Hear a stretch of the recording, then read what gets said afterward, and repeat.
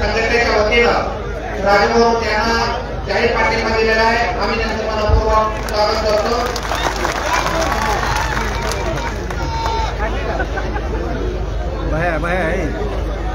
नाशिक तालुक्याचे भारतीय विद्यार्थी माननीय राजभाऊ राऊत आपल्या सगळ्यांच्या गळ्यातील ताई ही विजयी संकल्प सभा नाहीये, ही विजयाची सभा आहे का नाही? आता ही वैरागपती सभा बघून आता आमचं असं उत्तर बार्शी आम्ही 15,000 मतांनी प्लस होतो, बार्शी शहर 10,000 मतांनी पुढे आहोत आणि ही गर्दी बघून तुम्ही निश्चितपणाने वैराग भाग आता 15,000 ते 20,000 मताचं लीड घेऊन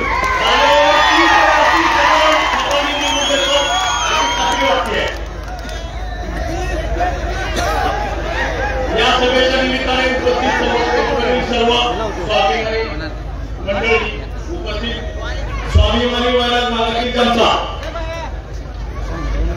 या सभेच्या निमित्ताने मी मागील 80-90च्या दशकातील काही गोष्टी आपल्याला उजाळा करून देतोय।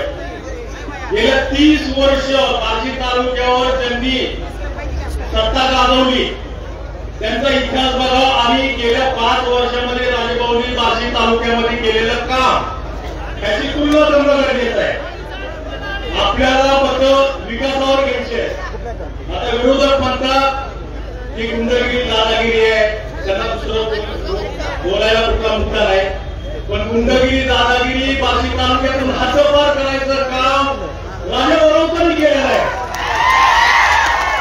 गावागावामध्ये तंटे असतील, बार्शी शहरातील विविध जाती धर्मामध्ये त्यांनी जे भांडण लावलेली होती ते मिटवायचं काम राजभाऊंनी केलेलं आहे। आता पाठीमागचा जर इतिहास बघितला तर आपण ऊस घालायचो गोगावती सहकारी साखर कारखान्याला, दूध घालायचो सोलापूर जिल्हा दूध संघाला, आणि जर आपल्याला कर्ज करायचं असेल तर ते आपल्याला डीसीसीच्या माध्यमातून मिळत होतं। विरोधकाची गेल्या 30 वर्षामध्ये सत्ता असताना विरोधकांचं दूध चालू नका, रोका होऊ नका, ऊस चालू नका, या सगळ्या गोष्टी विचारात घेणं गरजेचं आहे। त्या 5 वर्षामध्ये बार्शी तालुक्याची विकासाची गंगा आहे, ती पुढे नेण्यासाठी राजभाऊ राऊतांचे हात आपण बळकट करणं गरजेचं आहे। प्रचंड मतांनी आपण निवडून द्या की येणाऱ्या 5 वर्षामध्ये त्यांचं मनोधैर्य एवढं वाढलं पाहिजे की त्यांना किती काम करून किती नाही असं झालं पाहिजे।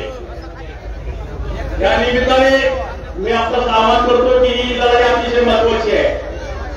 आता विरोधक बघितलं आपण 30 वर्षाचं कारकीर्द आणि आता काय करणार आहेत ते राजभाऊंनी जे शेतकऱ्यासाठी गेल्या 5 वर्षामध्ये जे अनुदान आणले त्याचा आकडा 450 ते 500 कोटी पर्यंतचा आकडा आहे, ज्याच्या बनकटात नेट आहे असे राजभाऊ राऊत हेच फक्त शेतकऱ्यांसाठी काम करू शकतात। त्याच्यामुळं आपण त्यांच्या पाठीमागं खंबीरपणाने उभं राहणं गरजेचं आहे। मी काय जास्त वेळ घेत नाही, सगळे वक्ते बोलणार आहे। बार्शी तालुक्यामध्ये त्यांनी 4,000 कोटींचा विकास निधी आणला, त्यांच्या पाठीमागे आपण खंबीरपणाने उभा राहाल आणि जास्तीत जास्त या वैराग भागातून आपण लीड द्याल अशी अपेक्षा व्यक्त करून मी माझे 4 शब्द संपवतो। जय हिंद, जय भारत। स्टेजच्या उजव्या बाजूच्या सगळ्या कार्यकर्त्यांना विनंती आहे, इकडे पाठीमागे जागा आहे, इकडे येऊ का, तिथं गर्दी होते, पाठीमागे जागा आहे, तिथं जागा उपलब्ध असेल तिथं बसून घ्या। यानंतर मी आदरणीय रेणुका अप्पांना विनंती करतो की त्याने आपले विचार व्यक्त करावे। असं एवढ घेतलं काय ते सण खालचं ते दिसायला दिसायला ऍडजस्ट करत काय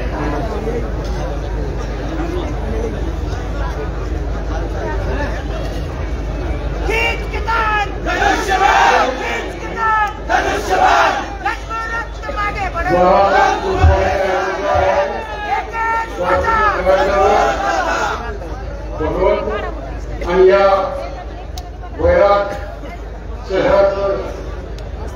पातळीवर संतनाथ महाराजांच्या चरणी नतमस्तक होतो आणि हिंदवी स्वराज्याचे संस्थापक छत्रपती शिवाजी महाराज, घटनेचे शिल्पकार डॉक्टर बाबासाहेब आंबेडकर, अहिल्या पुण्यश्लोक अहिल्याबाई होळकर यांच्या चरणी नतमस्तक होतो। आज वार्षिक विधानसभा निवडणुकीच्या निमित्तानं आज या वैराग भागामध्ये ही प्रचंड जाहीर सभा आज या ठिकाणी आयोजित केलेली आहे। आज या सभेसाठी उपस्थित असलेले या पारशी तालुक्याचा भाग्यविधाता आणि या आपल्या कैलासवासी नाना निंबाळकरांचे ज्येष्ठ मानस पुत्र आणि या तालुक्याचा विकास रत्न आमदार माननीय राजाभाऊ राव आणि या ठिकाणी उपस्थित असलेले सर्व मान्यवर आणि बंधूंनो, आज विधानसभेची ही निवडणूक आज आपण पाहतोय। या बार्शी शहर तालुक्यातून जो प्रचंड प्रतिसाद राजाभाऊंना मिळत आहे याचं एकमेव कारण की या 2.5 वर्षाच्या कालावधीमध्ये या बार्शी शहर तालुक्याचा कायापालट करण्याचं जे काम राजाभाऊंनी केलंय त्याचं हे चित्र आहे। आणि आज आपण पाहतोय की कुठल्याही गोष्टीला एक वेळ यावी लागते। मित्रांनो, आज एक छोटं उदाहरण फक्त देतो 2 मिनिटाचं। एक राजा असतो, राजा शिकारीला निघतो, नंतर जंगलामध्ये जातो, वारं सुटतं, त्याच्यामध्ये राजाच्या बरोबरचे सर्व सहकारी वगैरे पाहतात, कोणाला पत्ता लागत नाही। अशा वेळेस राजा विचार करतो की या जंगलातून बाहेर कसं पडायचं। त्यावेळेस त्याला एक पोरगा समोर दिसतो, त्या पोराला ते विचारतात, अरे बाबा या जंगलातून बाहेर कसं पडायचं। त्यावेळेस तो पोरगा सांगतो, महाराज काळजी करू नका, तुम्ही माझ्या बरोबर चला। तो पोरग महाराजांना जंगलाच्या बाहेर घेऊन जातो। महाराज म्हणतात, अरे बाबा मी तर आलो पण माझे सगळे सहकारी आतमध्येच आहे, काळजी करू नका महाराज, चला आपण त्यांनाही घेऊन। ते त्यांनाही बरोबर घेऊन ते सर्व त्यांचा फौज फाटा सगळा बाहेर येतो आणि तो महाराजांना म्हणतो, महाराज आता तुम्ही लवकर निघा, पाऊस मोठा येणार आहे। त्याबरोबर महाराज म्हणतो, तू कशावर सांगतो? महाराज मी सांगतो तुम्हाला। त्यानंतर महाराज त्या ठिकाणी प्रस्थान करत असताना प्रचंड मोठा पाऊस येतो आणि महाराज त्याच्यामध्ये परत दरबारात पोहोचतात। त्यावेळेस महाराजांना रात्रभर झोप येत नाही की एक 15 वर्षाचं पोरगं आज एवढ्या घनदाट जंगलातून त्यांनी मार्ग दाखवला आणि त्याचा अभ्यास किती दाट आहे निसर्गाबद्दलचा तो म्हणला त्याप्रमाणे पाऊस पडला। दरबारातल्या लोकांना सांगतात, अरे वाका जंगलात तो पोरगा आहे, चुलचुलीत त्याला घेऊन या। त्याच्यात सैनिक जातात, सजवलेला घोडा वगैरे बरोबर घेऊन जातात आणि त्या पोराकडे जातात, आणि बाबा चल तुला महाराजांनी बोलवलेलं आहे। आणि मग तो घोड्यावर बसत असताना त्या सजवलेल्या घोड्यावर तो शेपटीकडे तोंड करून बसतो। तर लोक म्हणतात, अहो हे सजवलेला घोडा आहे, तुम्ही असं मागे करून बसवू नका। त्यानंतर तो तसाच मग ऐकत नाही, तो म्हणतो माझं बरोबर आहे आणि तो त्या परिस्थितीमध्ये त्यांना वाचत दरबारात नसतात। दरबारात राजापुढे ती लोक जातात, अहो तुम्ही या कुठला पोरगा काढला, त्याला घोड्यावर बसायचं मी कळत नाही, तो सेफ्टीकडे तोंड करून बसलाय। महाराजांना आश्चर्य वाटतं, दरबारात आल्यानंतर अरे तुला आम्ही इतक्या सन्मानानं घोडा पाठवलं, तो असा उलटा करून का बसता शेतीकडं? त्यावेळेस त्याने ते उत्तर दिलं की महाराज मला घोडसवारी करायला निश्चितपणे येते, परंतु ज्या वेळेस मी या घोड्यावर बसलो तर मी जर तुमच्या घोड्याच्या पुढच्या बाजूला नाही केला तर माझ्या बरोबर मी ज्या समाजात वाढलोय, ज्या समाजाने मला हे केलेलं पालन पोषण केलंय त्यांच्याकडे पाठ फिरली असती आणि मला ती मी आयुष्यात करणार नाही। ते उत्तर ऐकून राजाला सुद्धा इतका आनंद झाला। त्याच पद्धतीने ज्या संघर्षातनं आज तुम्ही एवढ्या प्रचंड संख्येनं आज राजाभाऊंच्या जो पाठिंबा देता की त्यांनी जे केलेलं कार्य आहे, मित्रांनो फार संघर्षाचा काळ होता, त्यावेळेस तुम्ही साथ दिलेली आहे। आज तुम्हाला वाटत असेल निश्चितपणे की आज हा नेमकेपा आलाय आणि स्टेजवर आम्हाला बोलायला लागला. मित्रांनो, मी आज जरी स्टेजवर असलो तरी राजभवनच्या हृदयात फक्त तुम्ही आहात. आम्हाला कारण जे तुम्ही कठीण काळामध्ये अतिशय संघर्षाचा काळ होता, त्या काळामध्ये तुम्ही हे नेतृत्व घडवलंय. त्यामुळं त्याची जाण, त्याची कुठेतरी जाणीव या माणसाच्या अंतर्गत आहे. त्यामुळं आज हे शेतकऱ्याची पोरं, गोरगरिबाची पोरं पायात चप्पल नसताना माझ्याबरोबर मला साथ दिली. काय करावं मी त्यांना दिलं. राजू हे मला अनेक वेळा सांगतात की आपण माझ्या किती संघर्षाचा काळ होता आणि ते संघर्षाचा तो माणूस विसरलेला नाही. आणि म्हणून तुमच्या जीवनाचं सोनं करण्यासाठी माझ्या शेतकऱ्याला पाणी मिळालं पाहिजे, त्याची शेतकरी विचारली पाहिजे, या भावनेतून हा नेता काम करतोय. उलट पक्ष बघा, आज 6 टर्म आमदार होते विरोधात, 2 वेळेस, एक वेळेस राज्यमंत्री, एक वेळेस कॅबिनेट मंत्री. मित्रांनो, मंत्री असताना सुद्धा तो माणूस या तालुक्याला न्याय देऊ शकला नाही. तेच काम राजभवनी 2 ते 2.5 वर्षामध्ये 4,000 कोटीचा निधी दिला. आज ते समाज बांधव सगळे 18 पगड जातीला बरोबर घेऊन जाणार नाही का. आणि आज त्यामुळं त्याचा विजय हा निश्चित आहे आणि तो विजय सुद्धा यावेळेस ऐतिहासिक असणार आहे. की परत कुणी नाश केला नाही पाहिजे अशा पद्धतीने काम त्याच्याकडून होणार आहे.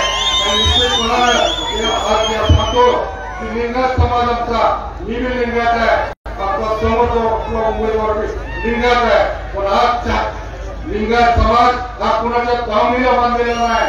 कारण काय की आज या 30-35 वर्षामध्ये समाजासाठी तुम्ही काय केलं. आज राजभवनी, आज जे आमचे समाज आहे छोटे छोटे सगळे समाज, सगळ्या समाजाला समाज दिलं, त्यांना चांगल्या प्रकारचा वास्तू वापरून दिला. का तुम्हाला करता येत नव्हतं.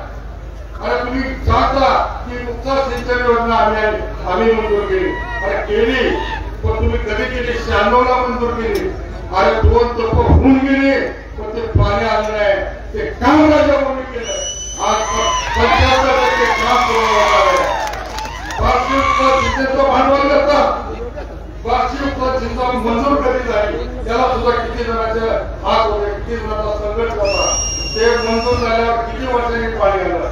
आज राजभवनी 1 वर्ष ते 1.5 वर्षामध्ये योजना मंजूर करून 296 कोटीची योजना मंजूर करून भारतीला पाणी आणलं. आज तेही काम 70% मार्गी लागलेलं आहे. त्यामुळं आज आपण बघतो निश्चितपणानं जे राजभवनचं स्वप्न आहे की या 6 महिन्याच्या कालावधीमध्ये 50,000 हेक्टर जमीन ही ओलीचा कार्य आली पाहिजे. आणि पुढच्या टर्मला निश्चितपणानं राजभवन येणारी काळ्या दगडाची उभी रेग आहे. 1,00,000 हेक्टर जमीन शेतकऱ्यांच्या पोराला शेती करण्यासाठी आजची परिस्थिती वाईट आहे. चांगले दिवस आल्याशिवाय राहणार नाही. मित्रांनो, एवढं सांगतो आपण बोलायला वेळ नाही, कारण अनेक बघते फक्त एक शेर म्हणतो.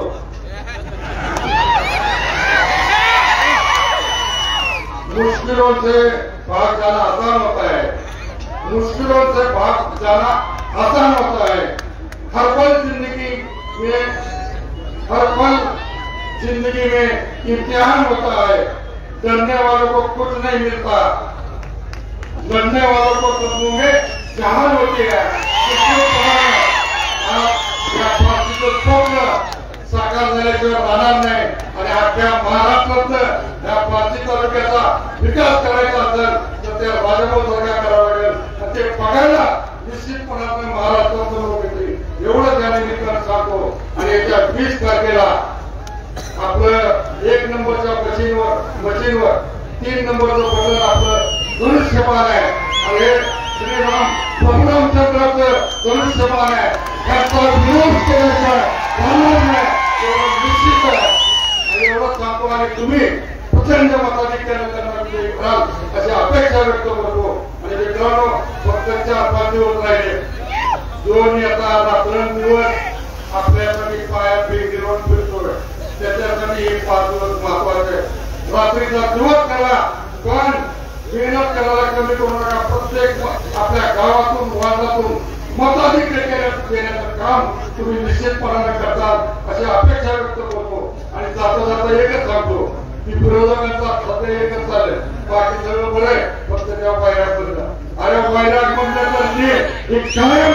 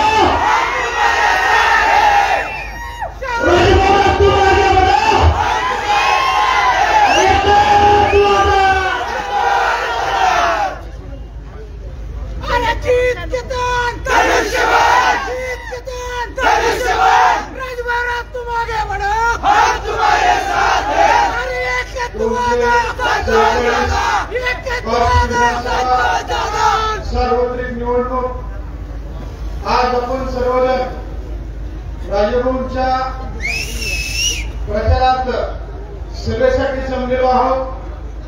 या तालुक्याचे आमदार विकासरत्न पाणीदार आमदार आदरणीय राजभाऊ माझ्यावर तुमच्यावर ज्यांनी नानानंतर पालकत्व घेतलं ते आपले संतोषदादा निंबाळकर आणि उपस्थित असलेले माझे युवक बांधव आणि माझा आवाज जात असेल त्या घरापर्यंत बसलेली माझी माता भगिनी आणि युवक मित्रांनो, आज या ठिकाणी बोलण्यासारखं भरपूर आहे. आपल्या वैरागमध्ये आपली सत्ता नसताना देखील राजभवननी पाणी पुरवठ्याची योजना उभी केली, राजभवननी रस्ते केले. आज न विसरता ज्या वेळेस मार्केट कमिटी आली पहिलं नाव या मार्केट कमिटीला ठरावात राजभवननी दिलेलं आहे. एवढं सगळं गोष्ट आपल्याला ज्यावेळेस एक माणूस देत असेल त्यावेळेस आपली एक नैतिक जबाबदारी असते की त्या माणसांनी केलेल्या कष्टाला मतदान रूपी त्यांचा विजय करणं. आज तुम्ही बघताय भरपूर गोष्टींचा विकास या वैराग आणि वैराग भागामध्ये झालेला आहे. दादांचा एकही शब्द कधी भाऊंनी पडू दिलेला नाही. सर्वात मोठा प्रश्न होता भाऊ तुम्ही आमच्या समोर गेल्या 2 महिन्याखाली ती म्हणजे या बाजारपेठेची अवस्था भाऊ इतकी दैनंदिनी होती आणि ह्या नगरपंचायतनी ती करवाढी केली. करवाढी केल्यानंतर ह्या प्रत्येक व्यापार पेठेतला व्यापारी दादांना घेऊन भाऊकडे गेला. तातडीने त्यांची मिटिंग लावण्यात आली आणि वाढवलेलं भाडेपट्ट्याचा कर त्या ठिकाणी भाऊंनी कमी करून दिला. अजून काय करायचंय? एखादा ठराव झालेला असताना न तो ठराव पारित झालेला असताना त्याची माघार घ्यायला लावणं आणि व्यापाऱ्यांना सगळ्यात मोठी कर सुटका करणं ह्याच्यापेक्षा मोठं काम या बाजारपेठेला अजून बघून काय करावं. भरपूर गोष्टी आहेत, सांगणारे वक्ते भरपूर आहेत. माझा ऐकून घेतल्याबद्दल मी तुमचा आभार मानतो आणि माझे 2 शब्द संपवतो. जय हिंद, जय महाराष्ट्र. धन्यवाद सभापती. यानंतर आदरणीय रमेश अण्णा पाटील माजी नगराध्यक्ष यांना मी विनंती करतो की आपण आपले विचार करू.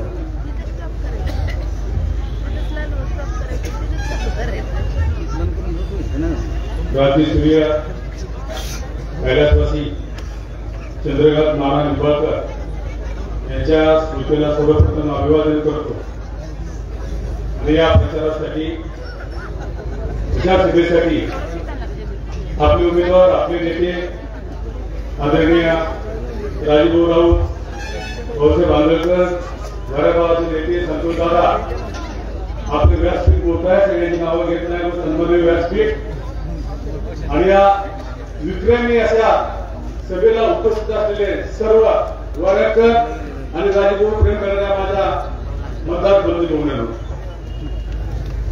मित्रांनो, आपल्या समोरचे स्पर्धक आहेत, विरोधक आहेत. तुम्ही बघा विकासावर तुम्ही एकही जेवढ्या सभा झाल्या कुठल्याही सभेमध्ये विकासावर एकदाही बोलले नाही. राजभवन एकनाथ शिंदे साहेब आल्यानंतर वैराग तालुक्याची तालुका निर्मिती करणार अशी मागणी केली. एकनाथ शिंदेने ते मान्य केली.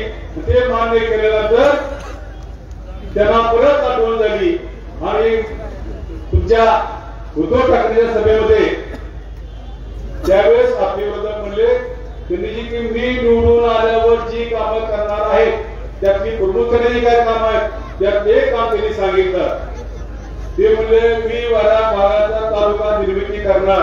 मित्रांनो आपल्या सगळ्याला माहिती आहे इतिहास आठवा नाना शेकाप पक्षाचे देव पक्ष करणार जीवती प्राण परंतु या वाड्याला तालुका झाला पाहिजे याच्यासाठी शिवसेनेने करणार असं त्यावेळेस सांगितलं वचन दिलं शब्द दिला परंतु त्या ठिकाणी आपले आमदार बार्शीचे आमदार त्यावेळेस अपक्ष होते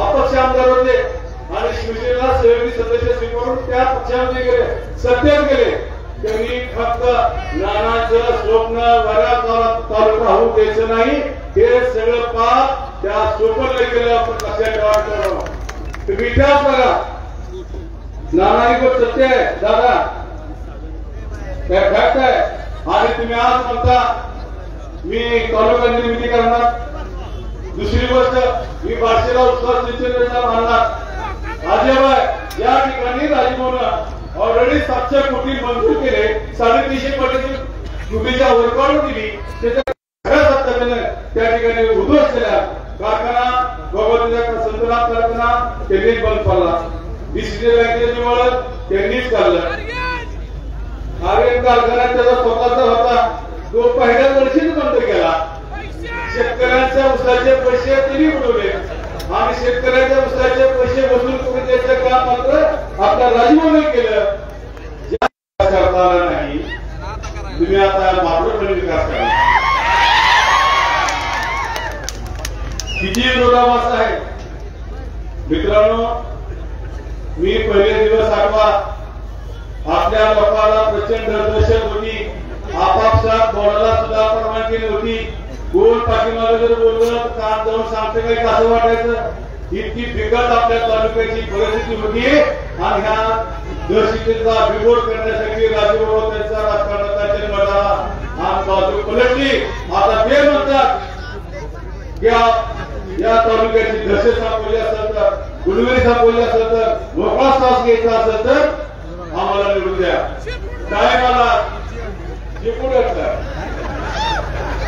त्याला राजूभाऊ त्या ठिकाणी पुन्हा अधिकारी करत असेल तर त्याची गचूर घ्यायची ठराव सुद्धा कमी करायला लागली हे फक्त तुमच्यावर केलेलं आहे भविष्यात आपल्या या तालुक्याचा विकास करायचा असेल ते विकासाचा पर्व असंच चालू ठेवायचं असेल तर माझी तुम्हाला कळकळीची विनंती आहे आणि याच्यासाठी तुम्ही जे आग्रह केला होता सगळ्यांच्या मनातली इच्छा होती की आपण भाजपच्या ऐवजी शिवसेनेवर आपण लढला पाहिजे ही इच्छा आपली सुद्धा नाही तुम्हीच पण लेखन आहे तर आता बोला निवडून द्यायची जबाबदारी कोणाची आहे तर तुम्ही सगळ्यांनी बोलणार प्रचंड मताने विजय करावा अशा प्रकारची विनंती करतो आणि माझे 2 शब्द संपवतो जय हिंद जय महाराष्ट्र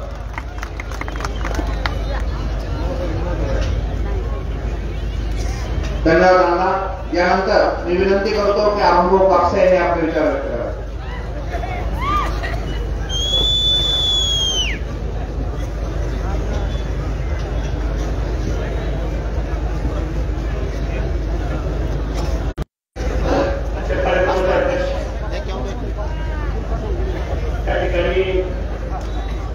प्रचारासाठी आपण उपस्थित आहे आपले उमेदवार राजभवन ज्येष्ठ नेते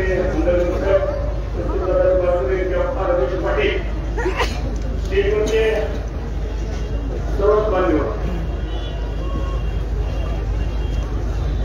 मी पहिल्यांदाच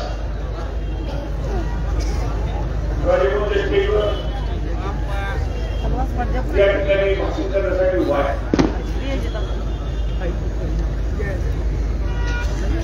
आता तुमच्याबरोबर काय बोलावं असा माझ्याबरोबर प्रश्न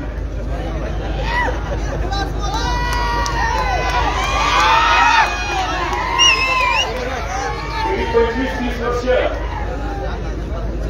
ज्यांच्यावर साथ दिली त्यांना आता सोडलं सोडलं म्हणजे काय हौसेनं सोडलं नाही, पण सोडलं. आणि संतोष दादा काय होतं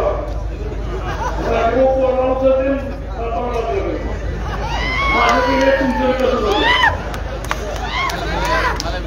नवीन पिढी आहे त्याला नवीन पिढीचं अट्रॅक्शन आहे. आणि खऱ्या लोकांना असं वाटतंय की आता डिस्ट्रिक्टचे संघर्ष जोरात चालू होता, संघर्ष जोरात चालू होता. आता काय तर लय भांडण आहे, पण तो संघर्ष एका मिनिटात 10 सेकंदात पिटला. काय भांडण राहिलं, काही लोकांना गैरफायदा घ्यायचा नाद होता, पण ती संधी मिळून तो अरुंगाक्षिक असला मोठी पैलवान आहे. त्यामुळं अधिक टीकाटपणी न करता सगळ्यांनी मिळून राजभाऊचं काम करावं. त्यांचा गुण आहे धनुष्यबाण. बाण प्रभू रामचंद्राचा आहे. तो बाण असा धरायचा, बाण करायचा, असा लावायचा, असा लावायचा. एवढं काम आपण भविष्याकडे करावं याबद्दल आपल्याला विनंती करतो. थांबतो. जय महाराज.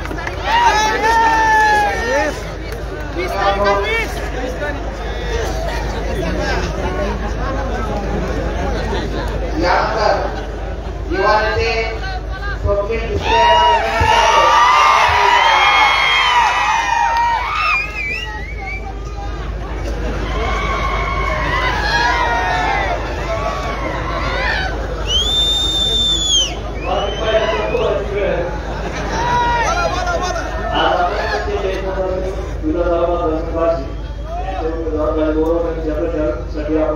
करतो. तरी आता पाठवा पहिल्यांदा पोहोच तरी आमच्या डिस्प्लेवरचे होते का आणि डिस्प्लेवरचा फोन ठरवून भाऊला पूर्ण सपोर्ट आहे.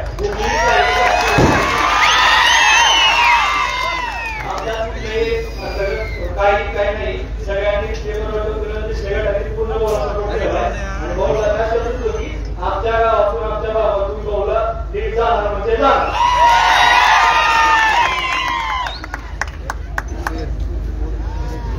आणि सगळ्यांनी 20 तारखेला आपल्या एक नंबर मशीनवर 3 नंबर बटन धनुष्यबाण याला सगळ्यांनी मतदान करायचं.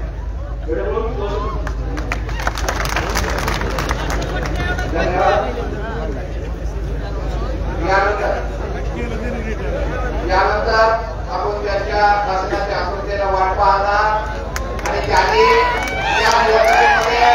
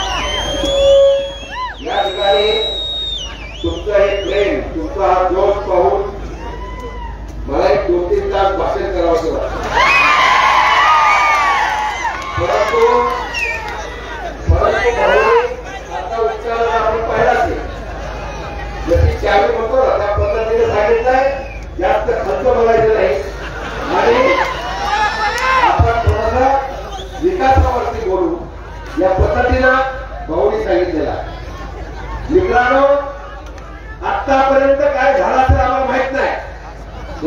2014 सालाला सुद्धा मी भाऊ म्हणून आम्ही प्रचार केला. राजाभाऊ भगवान मैदानामध्ये उद्धव ठाकरे साहेबांच्या सभेमध्ये भाऊनी प्रवेश केला आणि आम्ही भाऊ म्हणून त्यांचा प्रचार शेवटपर्यंत केला.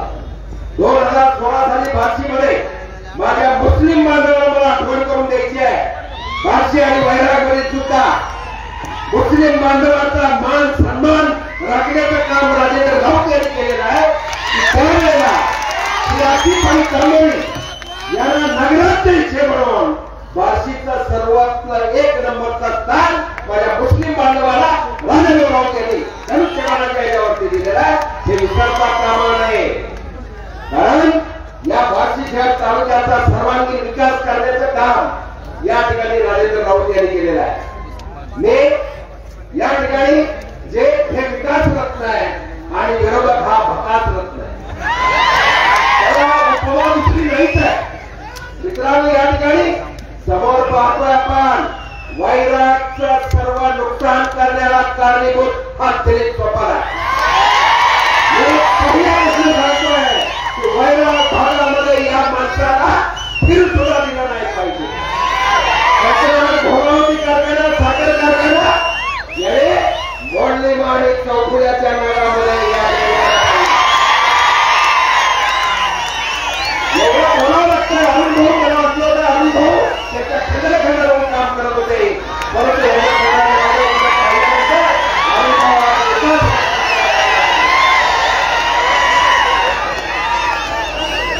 या ठिकाणी पहिल्या मशीनवरती तिसरं बटन आहे. तिसरं बटन मध्ये हे 3 बोट लिंगायत समाजाची लक्षात ठेवायची. माझ्या लिंगायत रोडमध्ये 2.5 कोटीच्या पुढचा निधी या ठिकाणी बार्शी शहरामध्ये रेंचाप्पा या ठिकाणी आपले सत्य मालक आहेत. आपले सगळी मंडळी या ठिकाणी लिंगायत, त्याच्याकडे लिंगायत पुढे राहिलेलं नाही. हा जातीचाच दुष्पण आहे. पाहिलं असेल याच्या परवा रेड झाली, त्याच्या पीए वरती. पीएची प्रॉपर्टी किती? 250 कोटी. 250 कोटी पीएची प्रॉपर्टी असेल तर या स्वप्नाची प्रॉपर्टी किती असेल? महाराष्ट्र राज्यामध्ये 6व्या क्रमांकाला भ्रष्टाचार किंवा प्रॉपर्टीमध्ये चोपल साहेबाचा नंबर लागतो. आणि हे सांगताय कार्यकर्त्याकडून पैसे घेतोय आणि मला वर्गणी द्या म्हणतोय. वर्गणी द्या. किती नाटकी, किती बाजिंद आहे. या ठिकाणी त्याच्याकडे पैसे नाही, ते शिकले धाराशिव वाल्याचं. मी होतो त्या ठिकाणी, भाऊ मला वेळ मिळाला नाही. आधी आपली काय म्हणतात तुम्ही, आम्ही एकत्र आलो नाही, नाहीतर याला इंगा दाखवला असता. हे कुठल्या भाजीवाला मायमाली माऊली चालले, तिनं मला भाजीचे पैसे विकून मला दिले असं ते उमराने सांगताय. टीका करणार नाही. श्रीरामाच्या बद्दल काय बोललं जात आहे? या ठिकाणी आपल्या देवी देवताची खिल्ली उडवली जाते. मला इथं शिवसैनिक आहेत, काल बरेच शिवसैनिक परत शिवसैनिक या ठिकाणी काय करतात बाबा, पक्षाचे बाकीचे आमचे तालुका प्रमुख वगैरे या ठिकाणी आहेत. पहिले खरा शिवसैनिक, हारा मासाचा जातीमानचा शिवसैनिक चेंबूरराय सम्राट बाळासाहेब ठाकरे साहेबांचा शिवसैनिक राजेंद्र राऊत आहे. राजेंद्र राऊत यांनी शिवसेना या ठिकाणी वाढवलेल्या आहे. पोरगा लागलं घरात बाहेर घरामध्ये घर सुटत नाही, नाळ तुटत नाही. त्या पद्धतीने राजेंद्र राऊत या ठिकाणी शिवसेनेचा भक्कम बालेकिल्ला ओरिजिनल म्हणतो ना ब्लड त्या ठिकाणी आहे, हे डुप्लिकेट आहे. या ठिकाणी याचा संबंध आहे शिवसेनेशी. माझी शिवसेनेला विनंती आहे, याचा काय संबंध आहे या स्वप्नाचा? एक शाखा कुठं काढली का? कुठला शिवसैनिक नेमला का? काय घरावर कधी भगवा लावला का? काही सुद्धा नाही आहे. आता काय झालंय, त्याच्या अंगातच पाणी नाही, पाणी कुठून आणला? वर्ष भाऊ गेला, सगळ्यांना ठेवत ठेवला. पहिल्या वर्षाला तेच सांगतंय पाईपलाईन खाते, दुसऱ्याला पाईप टाकत आलो, तिसऱ्या टर्मला नळ सोडला. अरे किती फसवणूक करतो त्या इथं. आणि आपल्याला या ठिकाणी वैरागचं सर्वस्व सर्वनाश करण्याचा, संतनाथ कारखाना बंद पाडण्याचा, कामगारांचं आयुष्य उद्ध्वस्त करण्याचं काम महाराष्ट्रातील व्यापाऱ्यांना या ठिकाणी तुमचा सर्वस्व हिरावून घेण्याचं काम या दिलीप चोपडाने केलेलं आहे.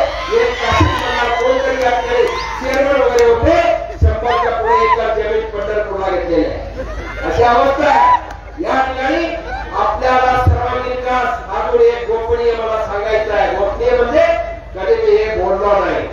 छत्रपती शिवराय बनवलाय. छत्रपती शिवरायाच्या पुतळ्याचं या ठिकाणी वैराग करण्याचं श्रेय आहे, आमच्या सतत भाऊचं श्रेय आहे, आमच्या सगळ्या पुढाऱ्यांचं श्रेय आहे.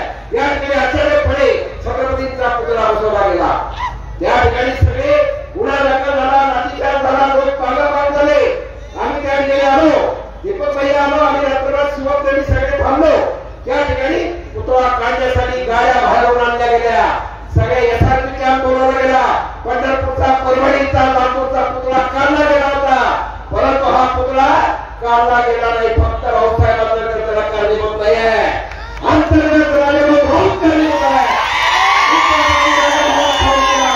कारण आमदाराचं मत घेणं प्रत्येक त्या शासनाचं कर्तव्य असतं.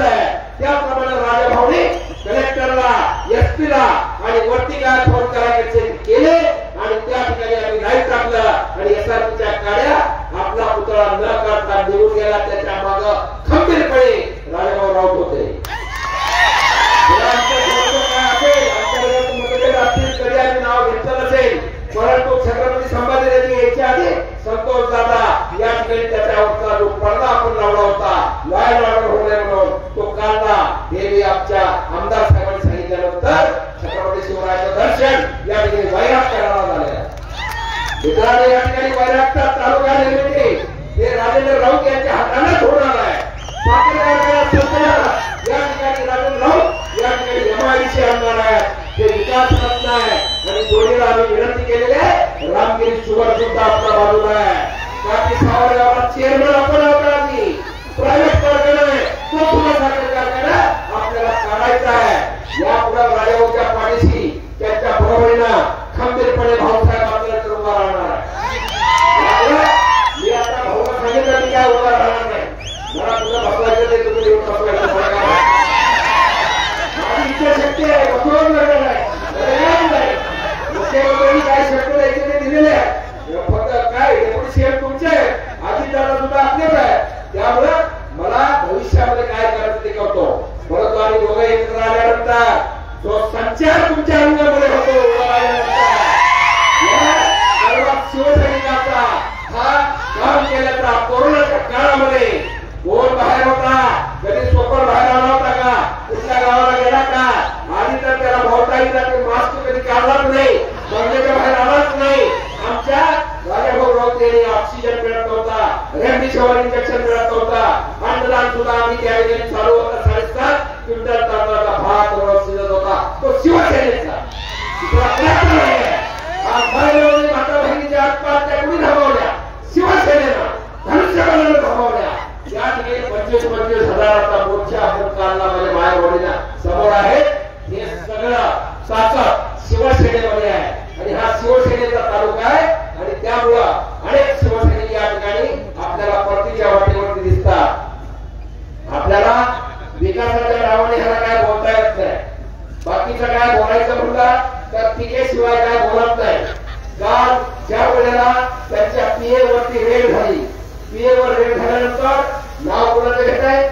आमदार साहेब म्हणते राजाभाऊ राऊत यांनी दबाव प्रशासनावर आणला आणि ती रेड करायला लावली माझ्या मुख्य कार्यकर्त्यावरती. अरे वर्ष झालं ती इन्क्वायरी चालू आहे, 1 वर्ष होऊन गेलेलं आहे. त्याला कावळा बसायला फाटी फुटायला आता गाठ पडली. तुझं 250 कोटी आले कुठलाही विचारत नाही काही शासनाने. आणि त्यावेळेला भाऊसाहेब आंबेडकरांच्या बायका पोरासहित तुला माझ्यावर रेड करता आणि वाणीनी असताना तू वाणी असताना त्यावेळेला त्या ठिकाणी भाषण संतोषाला केलं होता की ह्या इन्स्पेक्टर त्यावेळेला इन्स्पेक्टर होतो मार्केट कमिटीचा राजाभाऊला विचारला. राजाभाऊ म्हणजे त्याचं सगळं काय करायचं सगळी मतदार बोगस केलेलं आहे. भाऊसाहेब आपल्याला त्यात यश येत नाही, विचारा समोर आहे. मी 6 उमेदवार उभा केले, पहिल्यांदा चॅलेंज त्या सोपनला दिला. पोलीस खात्यात इन्स्पेक्टर हे उमेदवार उभा करतोय, त्याला ते आघात पाटला सांगितलं त्या आंदोलनाचं काय आहे ते बघतो. आणि त्यानंतर मे मध्ये माझ्यावरती 2012ला अँटी करप्शनची रेड झाली. तेव्हा तुला अचानकपणे पत्रकार परिषद वाटली नाही, होतो कशी लस जमली तुझी. आता त्यावेळेला तुम्ही लस कशी जमली गेली आणि आता मात्र. आणि विशेष म्हणजे मी जास्त बोलणार नाही, परंतु त्या ठिकाणी ते कुणी तक्रार केली यांच्या विरोधामध्ये जीवनदत्त ऍडव्होकेट जीवनदत्त वगैरे मला माननीय राजेंद्र राऊत यांच्या विरोधामध्ये तक्रार करायला लावणारा कोण? दिलीप चोपाल. वकील देणारा कोण? दिलीप चोपाल. त्याचे पैसे देणारा कोण? दिलीप चोपाल. आणि ते 700 कोटीची माझ्यामुळे भाऊला भरपूर त्रास झाला असेल. 700 कोटीची इन्क्वायरी जबरदस्ती कुठलेही काय पेपर काढून आम्हाला दिले. त्या ठिकाणी कोर्टामध्ये आम्ही गेलो. मी सुद्धा त्यांच्या विरोधामध्ये काही पत्र ही घेतल्या आणि पत्रकार परिषदा. परंतु भाऊचं मन मोठं आहे. एवढा त्रास सहन म्हणजे दुधाचा दूध पाणी झाला. आणि भाऊ माझ्या लाचलुचपत प्रतिबंधक विभागाच्या चौकशीमध्ये मी केलेल्या 700 कोटीच्या तक्रारीमध्ये निष्कलंक मुक्त झाला. यानंतर दुसरी तक्रार केली गेली होती. जीवनदत्त आरगडे आमच्या बरोबर होते वकील साहेब. त्यांनी केली नागेश अक्कल कोटेवरची तक्रार आहे. नागेश अण्णाला तक्रार केलेली आहे. दिलीप चोपडवरती सुद्धा तक्रार केलेली आहे. त्याचे 3 जबाब या ठिकाणी अंतिकरक्षेला झालेले आहेत. या सोलापूरच्या मी आज पत्रकार परिषद घेऊन सांगितलं या कारवाईमध्ये तिला मात्र सुद्धा राजेंद्र राऊत यांचा हात नाही. कारण ते विकास रक्त आहे. त्यांना बाकीच्याची गरज नाही. आणि त्या दृष्टिकोनातून या ठिकाणी तुमच्यावरती सुद्धा या ठिकाणी त्यांनी तक्रार जी केलेली आहे. आज काय पाहिजे तुमच्यावरती सुद्धा कदाचित मतदान करताना किंवा निकाल लागायच्या आधी चोपल साहेब तुमच्यावरती नागेशांसारखा गुन्हा दाखल झाला तर काय आश्चर्य समजू नका. कारण जो तक्रारदार आहे तो बाजूला नसतो तुमच्या इथं. या ठिकाणी तक्रार आहे.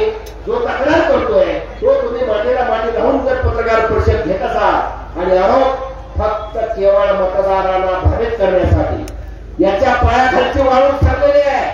याला माहिती आहे. अरे 9वी वेळ आहे तुम्ही. आता तरी कोणाला ती काय कारभार सोपणार कधी सोपणार. घरी सुद्धा आपला संसार पोराला आपण देतो. परंतु तू 9वी मध्ये 45 वर्ष झाली या. तू चालला कुठे जायचा तिकडे किती वाईट काय बघत नाही. तो काय पेटला प्रकाश दिवट्या मशालीचा म्हणताय तुम्ही सांगा. आई जनतेचे त्यांच्या नेत्या आहेत अंधारे काही काय म्हणतात चालायचे पायात चप्पल महिलांनो तुम्ही एक मतदान महाविकास आघाडीला दिलं नाही पाहिजे. त्या चोपडाला दिलं नाही पाहिजे. त्याच्या नेत्या काय म्हणतात की महिला जर पायात चप्पल घालत नाही उपवास आहे तर ती म्हणते काय नाही माझी आई काय गाडीवर बसली. अशा तऱ्हेनं तुझ्या भावांची येणारीची काय म्हणतात त्याला त्या ठिकाणी मतदान करतात. अशा लोकांना तुम्ही मतदान देणार का. आणि एक तुम्हाला सांगतो वंदनीय पूजनीय हिंदुराज सम्राट बाळासाहेब ठाकरे साहेबांनी सांगितलेलं आहे. तुम्ही व्हिडिओ ऐकला असेल तो की दिलीप चोपडांनी सँडविचची शपथ घेतली. सँडविचची शपथ घेऊन त्या ठिकाणी देवत केली. म्हणून बाळासाहेब ठाकरेंनी सांगितलं त्या बार्शीची पवित्र भूमी मधली जी धूळ आहे ती सुद्धा इमानदार आहे. पण हा चोपड बेईमान आहे. त्याला ही धूळ चारा हे बाळासाहेबांचे आदेश आहे. त्यामुळे या ठिकाणी पहिल्या मशीनवरती 3 नंबरचं बटन आहे. 3 नंबरला भाऊचं या ठिकाणी धनुष्यबाणाचं चिन्ह आहे. त्या पुढचं बटन दाबून आपल्याला राजाभाऊ राऊत यांना प्रचंड मताने विजय करायचा आहे. एकनाथजी शिंदे साहेब लाडकी बहीण योजना 2100 होती लाडका होती 87,000 महिलांना त्या ठिकाणी काय लाडक्या बहिणीचे पैसे आले. माझ्या पाय मावळी भगिनी स्वतःच्या मुलासहित कुटुंबासहित उभ्या राहिल्या. काय ह्याचे दाना कोकणाची करायची आहे. गेला आता काय बसवला खाली कायमचाच घरी बसणार आहे. एवढं करायचं. जय हिंद जय महाराष्ट्र. धन्यवाद. यानंतर तुम्हाला सर्वांचे लाडके नेते आदरणीय संतोषदादा निंबाळकर यांना विनंती करतो.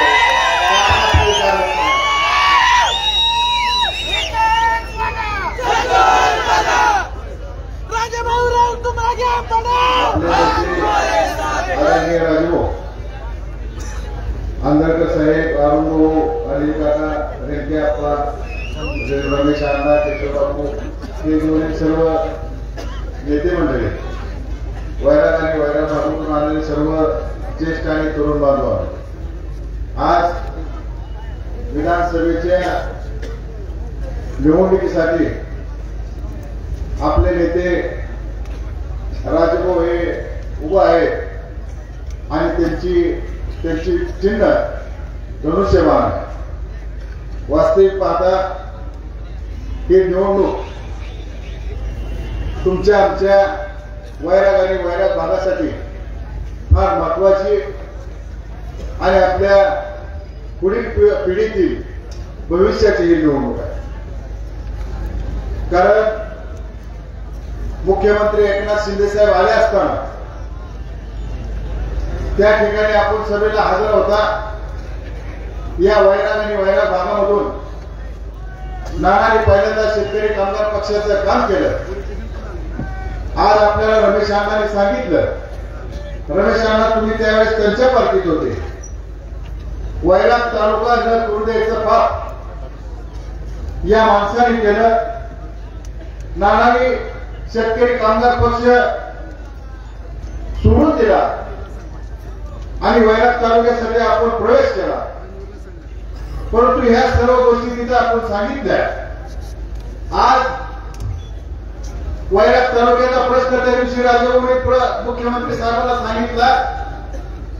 मुख्यमंत्री साहेबांनी सांगितलं की ज्यावेळेस वैराग तालुका महाराष्ट्रामध्ये ज्यावेळेस तालुका निर्मिती होईल त्यावेळेस पहिल्यांदा काय सर तर वैराग तालुका केल्याशिवाय राहणार नाही हा शब्द त्या ठिकाणी लिहिला. एमआयडीसीचा प्रश्न राजभवनी त्या ठिकाणी मांडला. त्यावेळेस मुख्यमंत्री साहेबांनी सांगितलं की गाडीत बसल्या बसल्या मी तुमचं काम केल्याशिवाय राहणार नाही. रस्तापूरच्या माळावरच्या पाण्याचा प्रश्न नानांनी घेतला होता. तीही राजाभाऊंनी त्यावेळेस तिथं काम सुरू केलंय. महत्वाचं म्हणजे आपल्या वैराग आणि वैराग भागासाठी संतनाथ सहकारी साखर कारखाना चालू करणं फार मोठं गरजेचं आहे. कारण इतर व्यापारी सर्वसामान्य माणूस सर्वसामान्य कार्यकर्ता या ठिकाणी कारखाना बंद असल्यामुळं या 10-12 वर्षामध्ये आपला व्यवहार व्यवस्थित नाही. आपल्या सर्वसामान्य माणसाला तरुण मानवाला कुठल्याही प्रकारची आर्थिक व्यवस्था नाही. तर मी आपल्या सर्वांना विनंती करतो की आजपर्यंत आपल्या पिढी बर्बाद झाली, परंतु आपल्या नंतरची पिढी बर्बाद होऊ द्यायची नसेल तर राजभाऊ आमदार झाल्याशिवाय आपल्याला पर्याय नाही ही मनात ठोंगा टाकून मांडली पाहिजे. कारण गेल्या 30-35 वर्षापासून रेल्वे आपण लिंगायत आपल्या लिंगायत समाजाला नुसतं घुमवत गेले, परंतु लिंगायत समाजाच्या मनमत स्वामी मताला राजभाऊला शब्द टाकला समाजाने आणि त्या ठिकाणी मनमत स्वामीच्या मताला लिंगायत समाजाला आता तिथं काम सुरू केलं. लिंगायत समाजाच्या स्मशानभूमीचा विषय आपण निश्चितपणे लिंगायत स्मशानभूमी असेल, पंढरपूर रस्ता असेल, या दोन्ही ठिकाणचा आपण रस्ते केल्याशिवाय राजभाऊ करून राहणार नाही.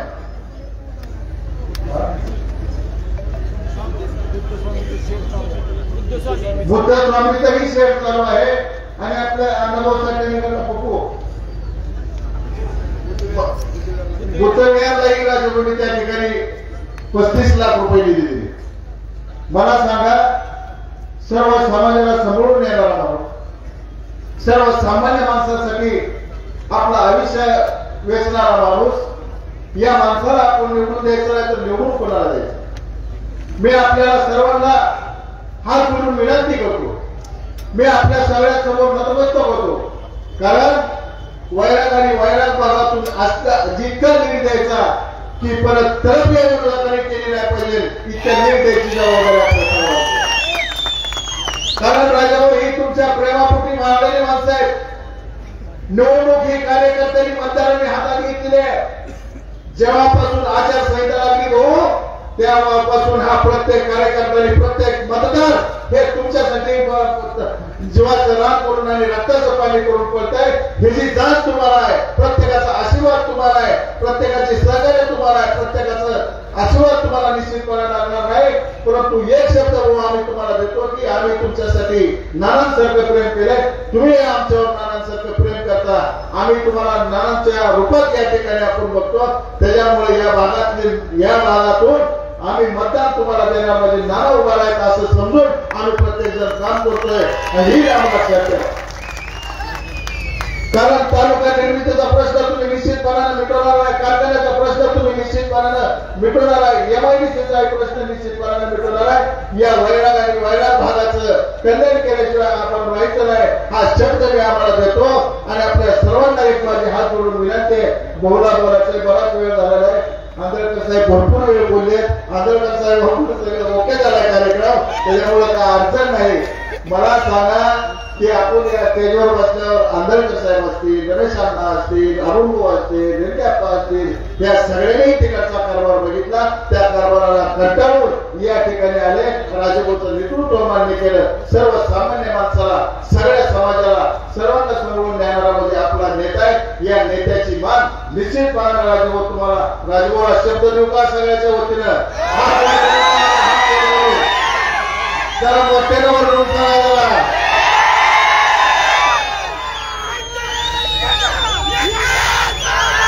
हो, ही प्रेम आणि वैराग भाग तुम्हाला देते आणि निश्चितपणानं सांगतो बापू सुनील बापू, तुमच्या उत्तर बार्शी तालुक्यापेक्षा जर नाही वैराग आणि वैराग भागाने लीड नाही दिला तर आम्ही वैराग भागाचे न सांगणार नाही हा शब्द या सर्वसामान्य माणसाला देतो. कारण ही शब्द जी राजभाऊला दिलाय ती तुमच्या सर्वांच्या आशीर्वादावर, तुमच्या सगळ्याच्या सहकार्यावर आणि तुमच्या सगळ्याच्या जोर हा शब्द दिलाय. आणि निश्चितपणानं उद्याच्या 20 तारखेला धनुष्यबाणासमोरचं बटन दाबून राजभाऊला आपण आमदार करू आणि जे आपल्या मागण्या महत्वाच्या आहेत त्या मागण्या निश्चितपणानं राजभाऊ पूर्ण केल्याशिवाय राहणार नाहीत. जिथं जाईल तिथं राजभाऊ पाणीच काढते. मुख्यमंत्री असताना सुद्धा मुख्यमंत्र्यांची सभा आपण बघितली. त्याच्यामुळे निश्चितपणानं आपण सर्वजण राजभाऊला सहकार्य करा, आशीर्वाद द्या आणि राजभाऊच्या पाठीमागे भक्कमपणे उभा राहा. राजभाऊ निश्चितपणानं आम्ही वैराग आणि वैराग भागातून लीड दिल्याशिवाय राहणार नाही एवढा शब्द आपल्याला देतो. माझे 2 शब्द पूर्ण करतो. जय हिंद, जय महाराज. या कार्यक्रमामध्ये संतोष बेगे यांनी राजभाऊला पाठिंबा देऊन प्रवेश केलेला आहे. त्यांचा सन्मान करावा अशी मी त्यांना विनंती करतो. त्याचबरोबर बच्चित बेग व बेग फॅमिली यांनी पाठिंबा दिलेला आहे. त्यांचाही सन्मान होईल. त्याचबरोबर दामणगावमध्ये बऱ्याच तरुण कार्यकर्त्यांनी प्रवेश केलेला आहे. त्यांचंही मी मनपूर्वक स्वागत करतो. लखन नंदेवे, सागर डोळसे, अण्णा मस्के, अजय डोळसे, प्रशांत मस्के, सुमित डोळसे, गणेश डोळसे, शेखर कोळी, वाघमारे, कपूर डोळसे या सर्वांनी दामणगावमधून पाठिंबा दिलेला आहे. त्याबद्दल त्यांचं मनपूर्वक आभार मानतो. आणि आता राजभाऊचं भाषण सुरू होण्यापूर्वी फटाके आपली कुठलीही वाजणार नाही. त्याच्यामध्ये वेळ जातोय. सर्व फटाके आपली वाजवणार माझी विनंती आहे. अजिबात कुठलीही फटाके आपली वाजणार नाही. यानंतर सर्वांचे लाडके नेते आदरणीय राजभाऊ राऊत यांना मी विनंती करतो की आपण आपले विचार व्यक्त करा.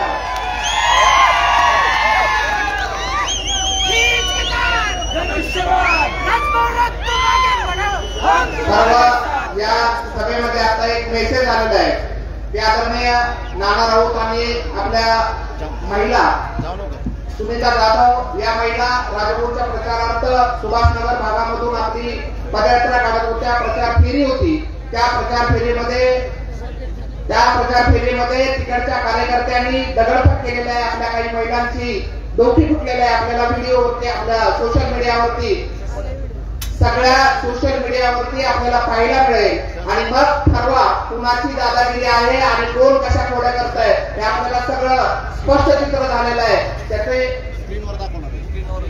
त्याची व्हिडिओ क्लिप स्क्रीनवर दाखवले जाईल. सगळ्यांनी ती 2 मिनिटं बघावी.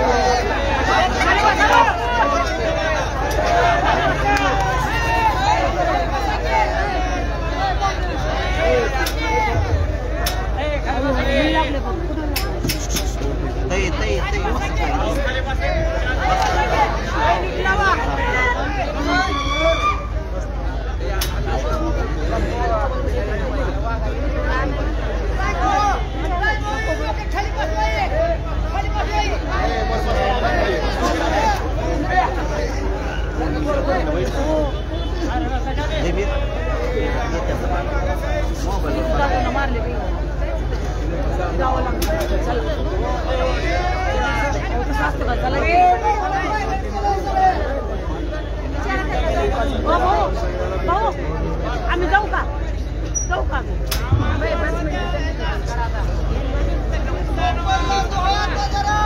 बघितलं का नाही कसल्या खोड्या करतात महिलांना बघितलं सुद्धा बघायला घालायला लागली आणि दुसऱ्याच्या नावावर वाटते दहशत आहे. आता तुम्ही जर सगळ्या गोरगरीब सर्वसामान्यांवर अत्याचार करणार असाल तर तुमच्या आरती वाहून बघू. आज आपल्या वैरागमधील या विजयी सभेच्या निमित्तानं व्यासपीठावरती उपस्थित या भागाचे नेते दादा माजी नगराध्यक्ष अण्णा आंबेडकर साहेब, अरुण भाऊ देशले काका, त्याचबरोबर सुधीर बापू, दादा, सर्व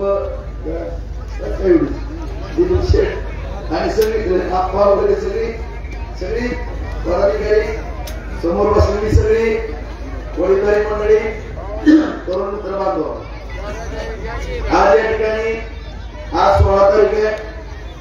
उद्या आज जशी विजय सभा आपण वैरागला घेतलेली आहे तशी उद्या बार्शीला गांधी पुतळ्याजवळ विजय सभा होते. त्यानंतर 18 तारखेला भव्य अशी रॅली छत्रपती शिवरायांच्या पुतळ्याला पुष्पहार घालून शिवाजी शिक्षण प्रसारक मंडळापासून निघणार आहे.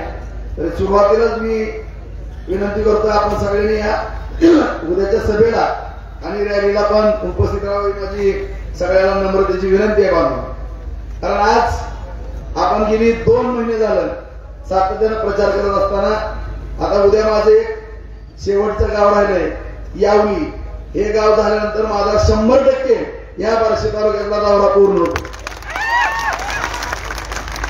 सगळे गावं पूर्ण केले. सगळ्या गावामध्ये अत्यंत चांगलं बांधवणं आनंदाचं वातावरण आहे. कुठं चुकून 10-12 गावं मायनस गेली तर चुकून, नाहीतर जवळपास 125 गावामध्ये आपल्याला मताधिक्य मिळतंय. त्यामुळे आपण कुठलीही काळजी करण्यात कारण फक्त आता एवढंच विनंती आहे की सर्वांनी ही जी आपण सर्व मेहनत केलेली आहे ते अत्यंत या 3 दिवसामध्ये 17, 18, 19 आणि 20 तारखेच्या 5 वाजेपर्यंत मतपेटीपर्यंत आपण या ठिकाणी हे सगळं जमा केलेलं त्या मतपेटीपर्यंत पोच करायचं. एवढी काळजी मात्र आपण तुम्ही सगळ्यांनी घेणं अत्यंत गरजेचं आहे. आज या ठिकाणी आताच वैराग भागातले सगळेच नेते दादा असतील, अरुणभाऊ असतील, देशले काका असतील किंवा आपले सगळेच बाकी सगळेच पदाधिकारी सगळीच नाव आता घेणं शक्य नाही. सगळ्यांनीच या ठिकाणी चांगल्या वडीलधारी मंडळींनी, तरुण मित्र बांधवांनी, संपूर्ण वैराग भागातील बांधवांनी चांगल्या पद्धतीचं या ठिकाणी काम सुरू केलेलं आहे. तर बार्शीमध्ये मला जरी वैरागला काय अडचण आहे आणि वैरागमध्ये मला जरी बार्शीला अडचण आहे. आता वैराग पण इथं बघा काय अडचण आहे का? आता बार्शीला येऊन बघ मला काय अडचण आहे. आणि आम्ही एक पण माणूस तालुक्याच्या बाहेर चालतो. तुम्ही त्या दिवशी तुमच्या नेत्यांच्या सभेला अख्ख्या सोलापूर जिल्ह्यातनं गाड्या, त्याचबरोबर तुम्ही धाराशिव उस्मानाबाद जिल्ह्यातनं गाड्या, किती गाड्या होत्या बाहेरच्या तुमच्या? 550 ते 600 गाडी बाहेरची. 30,000 माणसं झाली. तुम्हाला जर खूप कमी असेल तरी एकदा भगवंतरांवर सभा घ्या ना कळते काय. आता ती तुमची गर्दी कुठपर्यंत होती त्या दिवशी? त्या भगवान समाजाच्या मस्जिदीपर्यंत, वसम डेपोपर्यंत एवढं कुटाणा करून आता उद्या पोलीस स्टेशन जुनं आहे ना तिथपर्यंत खचाखच गर्दी दिसणार. तुम्ही काय या मला बघायला तुम्ही कसे असतील. ड्रोन सगळं दाखवा आपण पिक्चर कसं असते. आज या ठिकाणी गर्दी किंवा माणसं जमवण्याच्या बाबतीमध्ये तुम्ही माझा नाद कधीच करू नका. कारण आज या बार्शी तालुक्यातील जनतेने अपाट प्रेम करून बांधवांना मला हातातल्या फोडासारखं सांभाळलं. आज या ठिकाणी काम करत असताना बांधवांनो संपूर्ण विकास कामावरती आपण या ठिकाणी ही निवडणूक लढवतो. आज जे काय धोक्काधुक्की करायचं ते आंबेडकर साहेब करते. माझ्याकडे तर कामच राहिलं नाही. तरी पण मी आंबेडकर साहेबांना हात जोडत असतो. साहेब जरा शांत.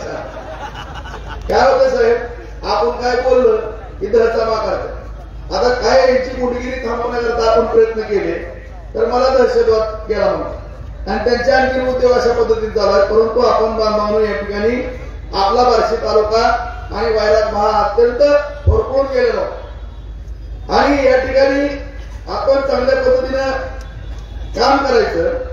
मिळालेल्या संधीचा सगळ्या जनतेला या ठिकाणी फायदा झाला पाहिजे या दृष्टिकोनातून आपण या ठिकाणी बार्शी तालुक्यामध्ये काम करत असतो. आज आपल्याला फक्त 10 वर्ष आमदारकी मिळाली. 2004 ते 9 त्यातले पण 2-2.5 वर्ष सत्तेतले होते आणि आता 9 ते 24 यामध्ये सुद्धा 2.5 वर्ष सत्तेतले होते. तुम्हाला सगळ्यांना माहिती आहे बांधवांनो की आपण कशा पद्धतीनं नियोजनबद्ध 4,000 कोटी रुपयाचा निधी आज आपण आपल्या बार्शी तालुक्याला आणू शकतो. आज या वैराग भागाला सुद्धा मोठ्या प्रमाणामध्ये ह्या निधीचा फायदा होताना दिसतो. कारण आदरणीय नानांचं पुण्यांना सगळे ज्येष्ठ जुनी जाणती मंडळी ह्या सगळ्यांचं स्वप्न होतं की रस्तापूरच्या माळावरती पाणी यावं, उजनीचं पाणी यावं. या ठिकाणी इरलेला आपण बैठक घेतली परंतु दुर्दैवानं त्या ठिकाणी माळा सीना भगवती ही उपसा सिंचन योजना मंजूर होत नव्हती. त्यामुळं नवीन सुधारित आपण प्रशासकीय जी 1996 योजना मंजूर झाली होती आपली त्याच्यामध्ये बदल केले. ते बदल करून आपण मंत्रालय स्तरावरती पाठपुरावा करत होतो आणि योगानं नरेंद्र मोदी साहेबांच्या मार्गदर्शनाखाली एकनाथ शिंदे साहेब मुख्यमंत्री झाले, फडणवीस साहेब उपमुख्यमंत्री झाले आणि बांधवांना दोघच मंत्री असताना 700 कोटीची आपण सुधारित प्रशासकीय मान्यता घेतली आणि त्यामध्ये दुर्गपिंपरी, मालवणी त्याचबरोबर गुळपुळी ही सगळी वैरागची सुद्धा भाग त्या ठिकाणी टाकली.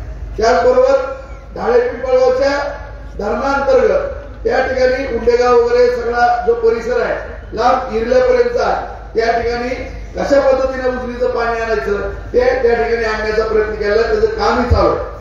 आज जर आपण पाहिलं जवळपास 90% काम पूर्ण झालेलं. आपण कोणालाही त्या ठिकाणी जाऊन माहिती घेतली सगळी माणसं सांगतात की किती काम पूर्ण झाले. येणाऱ्या 8 महिने ते 1 वर्षाच्या आत आज आपली उपसा सिंचन योजना असेल 37 साठवण तलाव या भागामध्ये देत असताना लाडोळे असेल, रातंजन असेल, त्याचबरोबर संगमनेर आहे, मालेगाव आहे, रौळगाव आहे, त्याचबरोबर या ठिकाणी तांबेवाडी, गौडगाव आहे, त्याचबरोबर रुई आहे.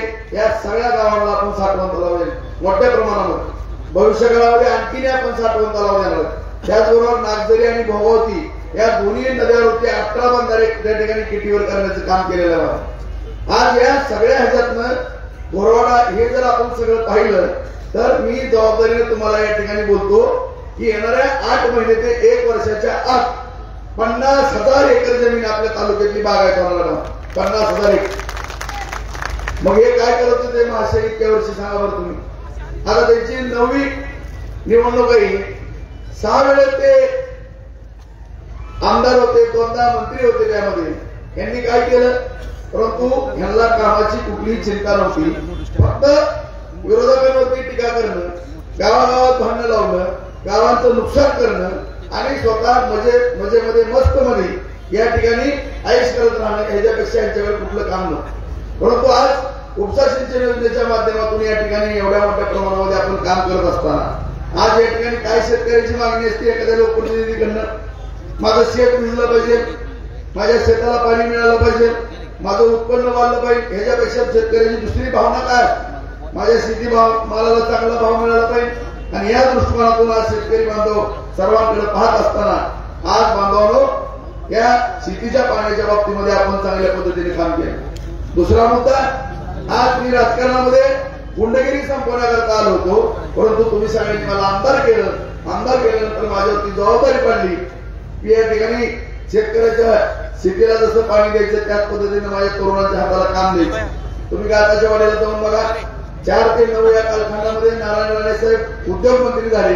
ती जागा ताब्यामध्ये घेतली, सगळ्या जागेचे पैसे त्या शेतकऱ्यांना दिले आणि 9ला आणि 14ला माझा पराभव झाला.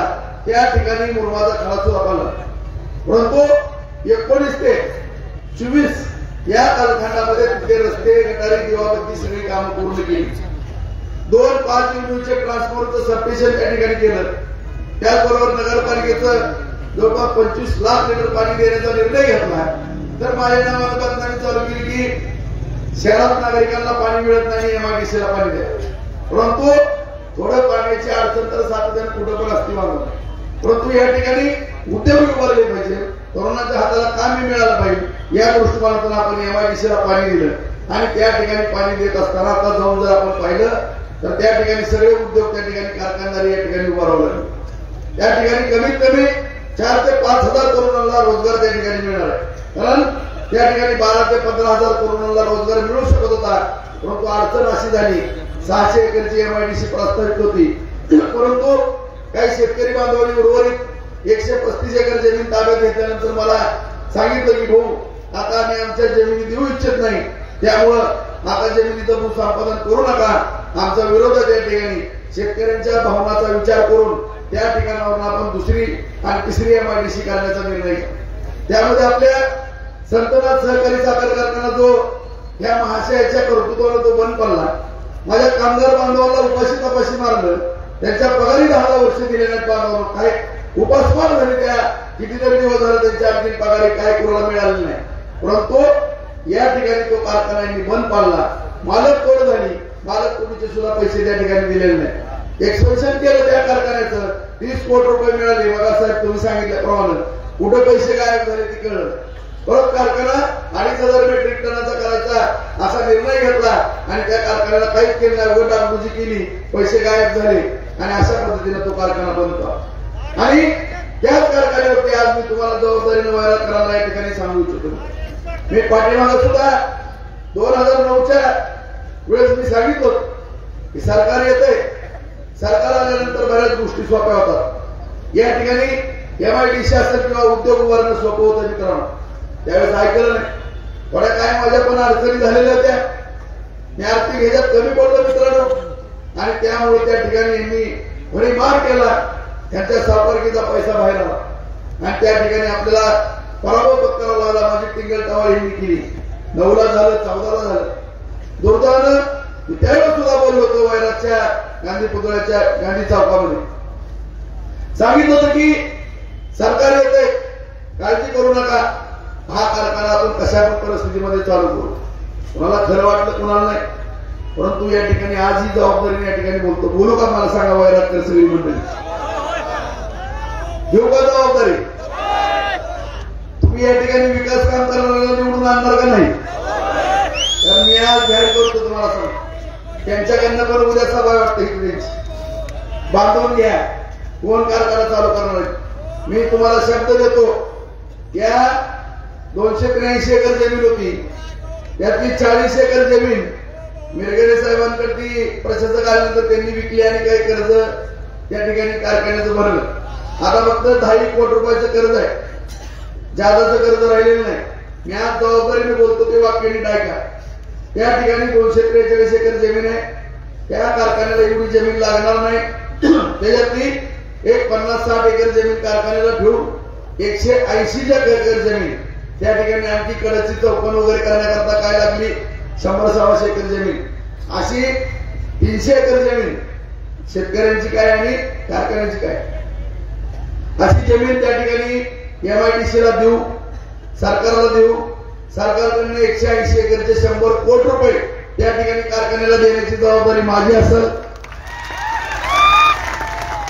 त्याचबरोबर सगळे या भागातले जे शेतकरी सभासद आहेत त्यांची एक बैठक घेऊन त्या बैठकीमध्ये त्यांच्याबरोबर चर्चा करू. थोडे पैसे कमी पडले तर शेअरच्या माध्यमातून पैसे उभा करू. तुम्हाला जर वाटलं कारण तुम्ही फसले पहिलेच शेअर्स देऊन कसे बुडल्यात 18,000 शेतकऱ्यांचे शेअर ते तुम्हाला माहिती, त्यामुळे तुमचा विश्वास जर असेल तर तुम्ही शेअर्स द्या. तुम्हाला जर वाटलं हा भाऊ कारखाना सहकाराच्या माध्यमातून आपण चालू करू तर सहकारातून आपण तो चालू करू, काय अडचण असणार नाही.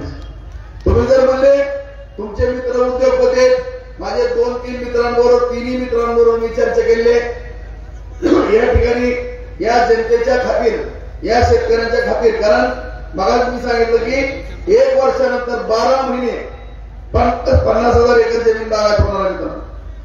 50,000 जमीन बागायत होणार आहे, त्यामुळे आपल्याला कारखान्याची आवश्यकता पडणार आहे. परत ऊस गेला नाही तर कुणाच्या तरी दारात जावं लागणार आहे. त्यामुळे आपण आपली तयारी पण करणं गरजेचं. त्यामुळे आज या ठिकाणी मी सांगू इच्छितो, जबाबदारीने बोलतो मी. आणि तुम्हाला सगळ्यांना माहित आहे ज्या ज्या गोष्टी मी बोललो त्या त्या गोष्टी करून दाखवल्या. आणि ही पण गोष्ट या ठिकाणी 180 एकर मध्ये MIDC आणि उर्वरित राहिलेल्या ज्यामध्ये तुमच्या इच्छेनं सहकारामधनं म्हणलं सहकारातनं 20-25 वर्षे भाडेतत्वावरती म्हणलं भाडेतत्वावरती, परंतु हा संतनाथ सहकारी साखर कारखाना चालू होणार म्हणलं की होणार. आता काय अडचण आहे मला वैराग भागातील जनतेला. आता या ठिकाणी गावोगावी जावा, गावागावात विचारा, सांगा राजगौरवतांनी शब्द दिलाय हा कारखाना चालू करायचा. एक जणांनी बंद पाडलेला उमेदवार या ठिकाणी तुमच्या समोर आहे आणि दुसऱ्या उमेदवारांनी जबाबदारी घेतली कारखाना चालू करायची. कुणाला मत द्यायचं हे आता तुम्ही ठरवा. गावागावातून प्रत्येक लीड मिळाला पाहिजे बांधवणं ही जबाबदारी आता तुमची आहे.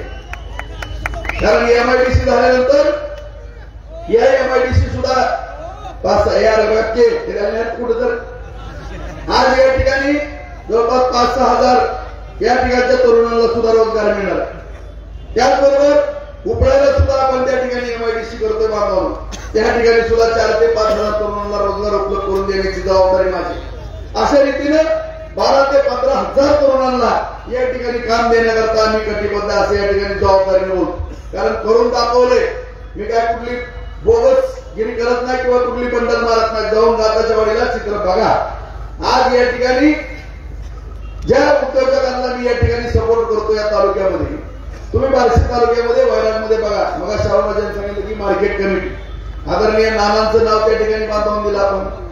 आज ज्यांच्या मार्गदर्शनाखाली आज आपण या ठिकाणी हा लढा उभा केला किंवा या सगळ्या कामकाजामध्ये मी लहानपणापासून भाग घेतला. आज या ठिकाणी नाना सुद्धा त्यावेळेस मला म्हणायचे राजभाऊ मार्केट कमिटी लढू, पण आम्ही धाडस करत नव्हतो कारण आपलं सोसायटीच नसायची. परत आंबेडकर साहेबांनी धाडस केलं. योगायोगानं सरकार आलं साहेब. सरकारने निर्णय घेतला की शेतकऱ्यातून बाजार समिती आपल्या ताब्यामध्ये आली. बाजार समितीच्या माध्यमातून आज चित्र बदललं सगळं. पूर्वी काय होतं बघा, लेआउट सुद्धा मंजूर नव्हता. सगळं तिथं रस्ते, गटारी, दिवाबत्ती, कोल्ड स्टोरेज, वेअर हाऊस सगळं आपण केलं. बार्शीला सुद्धा रस्ते, गटारी, दिवाबत्ती, झाडी, cold storage, warehouse, cleaning machine, बाजार समितीची सगळं त्या ठिकाणी केलं. सगळे गाळे 150 गाळे चालू असायचे, 250 गाळे बंद, 400च्या 400 गाळे आता जोमानं चालतात. 2-3 तालुक्यातनं माल येतो, आता 25-30 तालुक्यातनं माल येतो. ह्याला कारण काय? याला कारण असं आहे की सगळ्या उद्योजकांच्या पाठीशी आपण उभा राहतो. आज त्या ठिकाणी दिवाळीच्या पाडव्याला पहिल्यांदा बाजार समिती आली. रणवीर चेअरमन झाला. आम्ही गेलो. व्यापाऱ्याच्या मनामध्ये प्रचंड धाकधूक होती, प्रचंड टेन्शन होतं. दिलीप गांधी सुद्धा आपल्या बरोबर त्यावेळेस नव्हते आणि दिलीप शेठला सुद्धा टेन्शन आलं की आता ही बाजारात राजभाऊ आले, आता व्यापाऱ्यांना त्रास होतो का काय. परंतु मित्रांनो तसं नाही केलं. सगळ्यांना विश्वासात घेतलं. या ठिकाणी माझा धाकटा मुलगा रणजित सुद्धा BSc अग्री करून आलेला होता. त्यालाही व्यापारामध्ये आणलं मी. त्या ठिकाणी नवीन आधुनिक मशिनरी या ठिकाणी ज्वारीच्या आणल्या. एकही मशीन बार्शीमध्ये तशी नव्हती. आज जवळपास 10-12 मशिनरी, 20 उद्योजक त्या ठिकाणी ज्वारीचं काम करतात आणि 3 तालुक्यातला माल येत होता. सगळ्या बाहेरच्या तालुक्यामध्ये मशीन होत्या. नवीन आधुनिक मशिनरी बसवल्यामुळं 25 ते 30 तालुक्याचा माल येऊन महाराष्ट्रामध्ये सगळ्यात ज्वारीचा मोठा बाजार आज आपल्या बार्शीमध्ये भरतो. मित्रांनो बार्शी तुम्ही माहिती घ्या. आज माझ्या नावावर ओरडलं होतं की हे उद्योग करतात. तुम्हाला कोणी अडवलं का उद्योगधंदे करायला? आता तुमच्या नशिबात यशच नाही. तुम्ही जिथं पाय टाकल तिथं पालत्या पायाचे तुम्ही. तुम्हाला असं बोलायचं त्याला काय? तुम्हाला संतनाथ दिला, बंद पडला. दूध संघ होता, बंद पडला. आर्यन कारखाना काढला, बंद पडला. हिरेमेट हॉस्पिटल दिलं, बंद पडलं. कॅन्सर हॉस्पिटलची अवस्था ठीक झाली. DCC बँक बंद पडली. तुमच्या कुठलं गुण आहे तुमच्या अंगात? तुम्हाला व्यवसाय कुठला करता येतो का? तुम्ही आजपर्यंत व्यवसाय चांगल्या पद्धतीने घ्या. कारण दुसऱ्यावरती लक्ष ठेवण्याला तुम्ही पटायचं. फक्त एक व्यवसाय तुम्हाला चांगला जमला, 3% व्याजाने पैसे द्यायचे. त्याच्या व्यतिरिक्त दुसरा व्यवसाय कुठला जमला नाही मित्रांनो. त्यामुळे आज बाजार समितीच्या माध्यमातून सगळ्या उद्योजकाला तयार केलं. 26 ताळमिल होत्या, या सगळ्या बंद पडल्या. त्या फक्त 5 चालू. 5 मध्ये आता त्या ठिकाणी 21 बंद पडले होत्या, नव्यानं 5 बिल त्या ठिकाणी झालेले, त्यामधले आता 3 तयार आहेत, 2 आणखी प्रगती पथावरती. अशा रीतीने भविष्यात आणखी 10-15 जाळे मिल त्या ठिकाणी होणार आहेत. त्या पद्धतीचं आपण सहकार्य त्या ठिकाणी व्यापारी बांधवांना करतोय. सफरचंदचा बाजार जवळपास 4-5 राज्यातून त्या ठिकाणी एवढ्या मोठ्या गाड्याच्या गाड्या येतात, त्या ठिकाणी बाजार चालू झाला. त्याचबरोबर चिंचुक्याचा बाजार सुद्धा अडचणीत आला. सगळ्या व्यापारी बांधवांना त्या ठिकाणी एवढा मोठा जीएसटी लागला होता की तो जीएसटी मी दिल्लीला जाऊन कराड म्हणून राज्यमंत्री होते, अर्थमंत्री, त्यांच्याकडनं त्यांचा जीएसटी माफ केला. सगळा पाठीमागचा जीएसटी माफ केला आणि ती 4 मोठे प्रोजेक्ट उद्योग त्या ठिकाणी चालू राहिले. आणि सांगायचं तात्पर्य त्या उद्योगातनं तरुणाला रोजगार मिळाला, नाहीतर रोजगार बुडलाच. आज दिलीप शेठ गांधी या ठिकाणी उपस्थित आहे. दिलीप शेठ त्यांच्या संगतीत 25 वर्ष होते, त्यांचं धाडच झालं नाही सोयाबीनचा प्लॅन टाकायचा. मी त्यांना विनंती केली, दिलीप शेठ काळजी करू नका, तुम्ही या ठिकाणी सोयाबीन प्लॅन्टची बारशीला गरज आहे. कारण लातूरला 10-12 सोयाबीनचे प्लॅन्ट आहेत, सोलापूरला 5-6 प्लॅन्ट आहेत, सगळा बारशीतला माल बाहेर जातो. त्यामुळे आपल्या बाजारपेठेवरती परिणाम होतो. जर बार्षिक प्लॅन्ट असेल तर 100-200 रुपये शेतकऱ्याला 100-1 रुपयाचा फायदा होतो. त्यामुळे तुम्ही प्लॅन्ट टाका. बार्शीतली आवक या ठिकाणी बार्शीतच राहिली पाहिजे. त्या दृष्टीने 500 टनाचा फकळवाडी रोडला त्या ठिकाणी कदम वस्तीला दिलीप गांधीने प्लॅन्ट टाकला. मित्रांनो 200 कोटी रुपयाची गुंतवणूक त्यांनी माझ्या कशावर. तसं तुम्ही कुठल्या उद्योजकाला पुढे आणलं. आज मी जबाबदारीने या ठिकाणी सांगतो, आणखीन 3 उद्योजक या ठिकाणी 3 प्लॅन्ट टाकण्याकरता तयार केले. या ठिकाणी अशा पद्धतीने जर उद्योग उभा केले तर या ठिकाणी आपल्या तरुणांच्या हाताला काम मिळणार. आणि या ठिकाणी उद्योग उभा करत असताना तुम्ही आमच्यावरती टीका करता, ह्यांचे उद्योग, ह्यांचे धंदे. अरे बाबा, आम्ही उद्योग व्यवसाय केले, आम्ही सुद्धा बँकेतनं 100-1 कोटी रुपये माझ्यावरती कर्ज आहे, माझ्या कुटुंबावरती कर्ज आहे. नाना असेल, संजू आप असेल, मी असेल, रणवीर असेल, रणजित असेल, अभिजित असेल, सगळे आम्ही व्यवसाय करतो. 100 कोटी रुपयाचं बँकेतनं कर्ज घेतलंय. महाराष्ट्र बँक आहे, पंढरपूर बँक आहे, शिवशक्ती बँक आहे, काय ती बँकेतनं घेतलंय. तुम्ही जाऊन बघा, आमची सगळी खाती दाखवतो आम्ही त्या ठिकाणी. आणि या ठिकाणी आम्ही कर्ज घेऊन व्यवसाय करणं काय गुन्हा आहे का? प्रत्येक आईबाला वाटत असतं की माझं लेकरू उद्योग धंद्याला लागला. परंतु आज तुम्ही कुठला व्यवसाय करता, तुमचा काय धंदा आहे सांगा. तुमचा कुठला धंदा नसेल तर तुमच्या जो एवढ्या पुण्यात प्रॉपर्टी आल्या कुठनं, तुमचे एवढे बंगले बिंगले मोठे मोठे कसे काय? तुमचे आज महाराष्ट्रामध्ये 6व्या नंबरची श्रीमंतीचा दाखला त्या ठिकाणी तुमच्या प्रतिज्ञापत्रात दिला. तुमचा पीएफची रेट होती त्याची 250 कोटीची प्रॉपर्टी सापडली. ती कुठं सापडली? पीएम जवळ एवढी प्रॉपर्टी असेल, त्याला 2 टाइम जेवणाची पंचायत होती, त्याच्याजवळ 250 कोटी रुपये आले कुठनं? आणि तुम्ही माझ्या नावानं ओरडता का की राजभवन दबाव नाही केला? माझा काय संबंध आहे? तुमच्या तिथे तक्रारी झाल्या, तुम्ही सुरुवात केली आणि कुठाने सुरू झाले आणि ती तुमच्या टांगड्या तुमच्या गळ्यात पडल्या. त्याला तो दाव करतो आणि अशा रीतीने या ठिकाणी तुम्ही अपार करणार आणि परत नाटक करता आगळगावला मी गरीब आहे, माझी अडचण आहे आणि मला वर्गणी आहे. एकदाच होतं की लोकसभेला झालं, परत तीनदा होत नसतं. तुम्ही किती नौटंकी बाज आहे सगळ्यांनी या ठिकाणी ओळखले.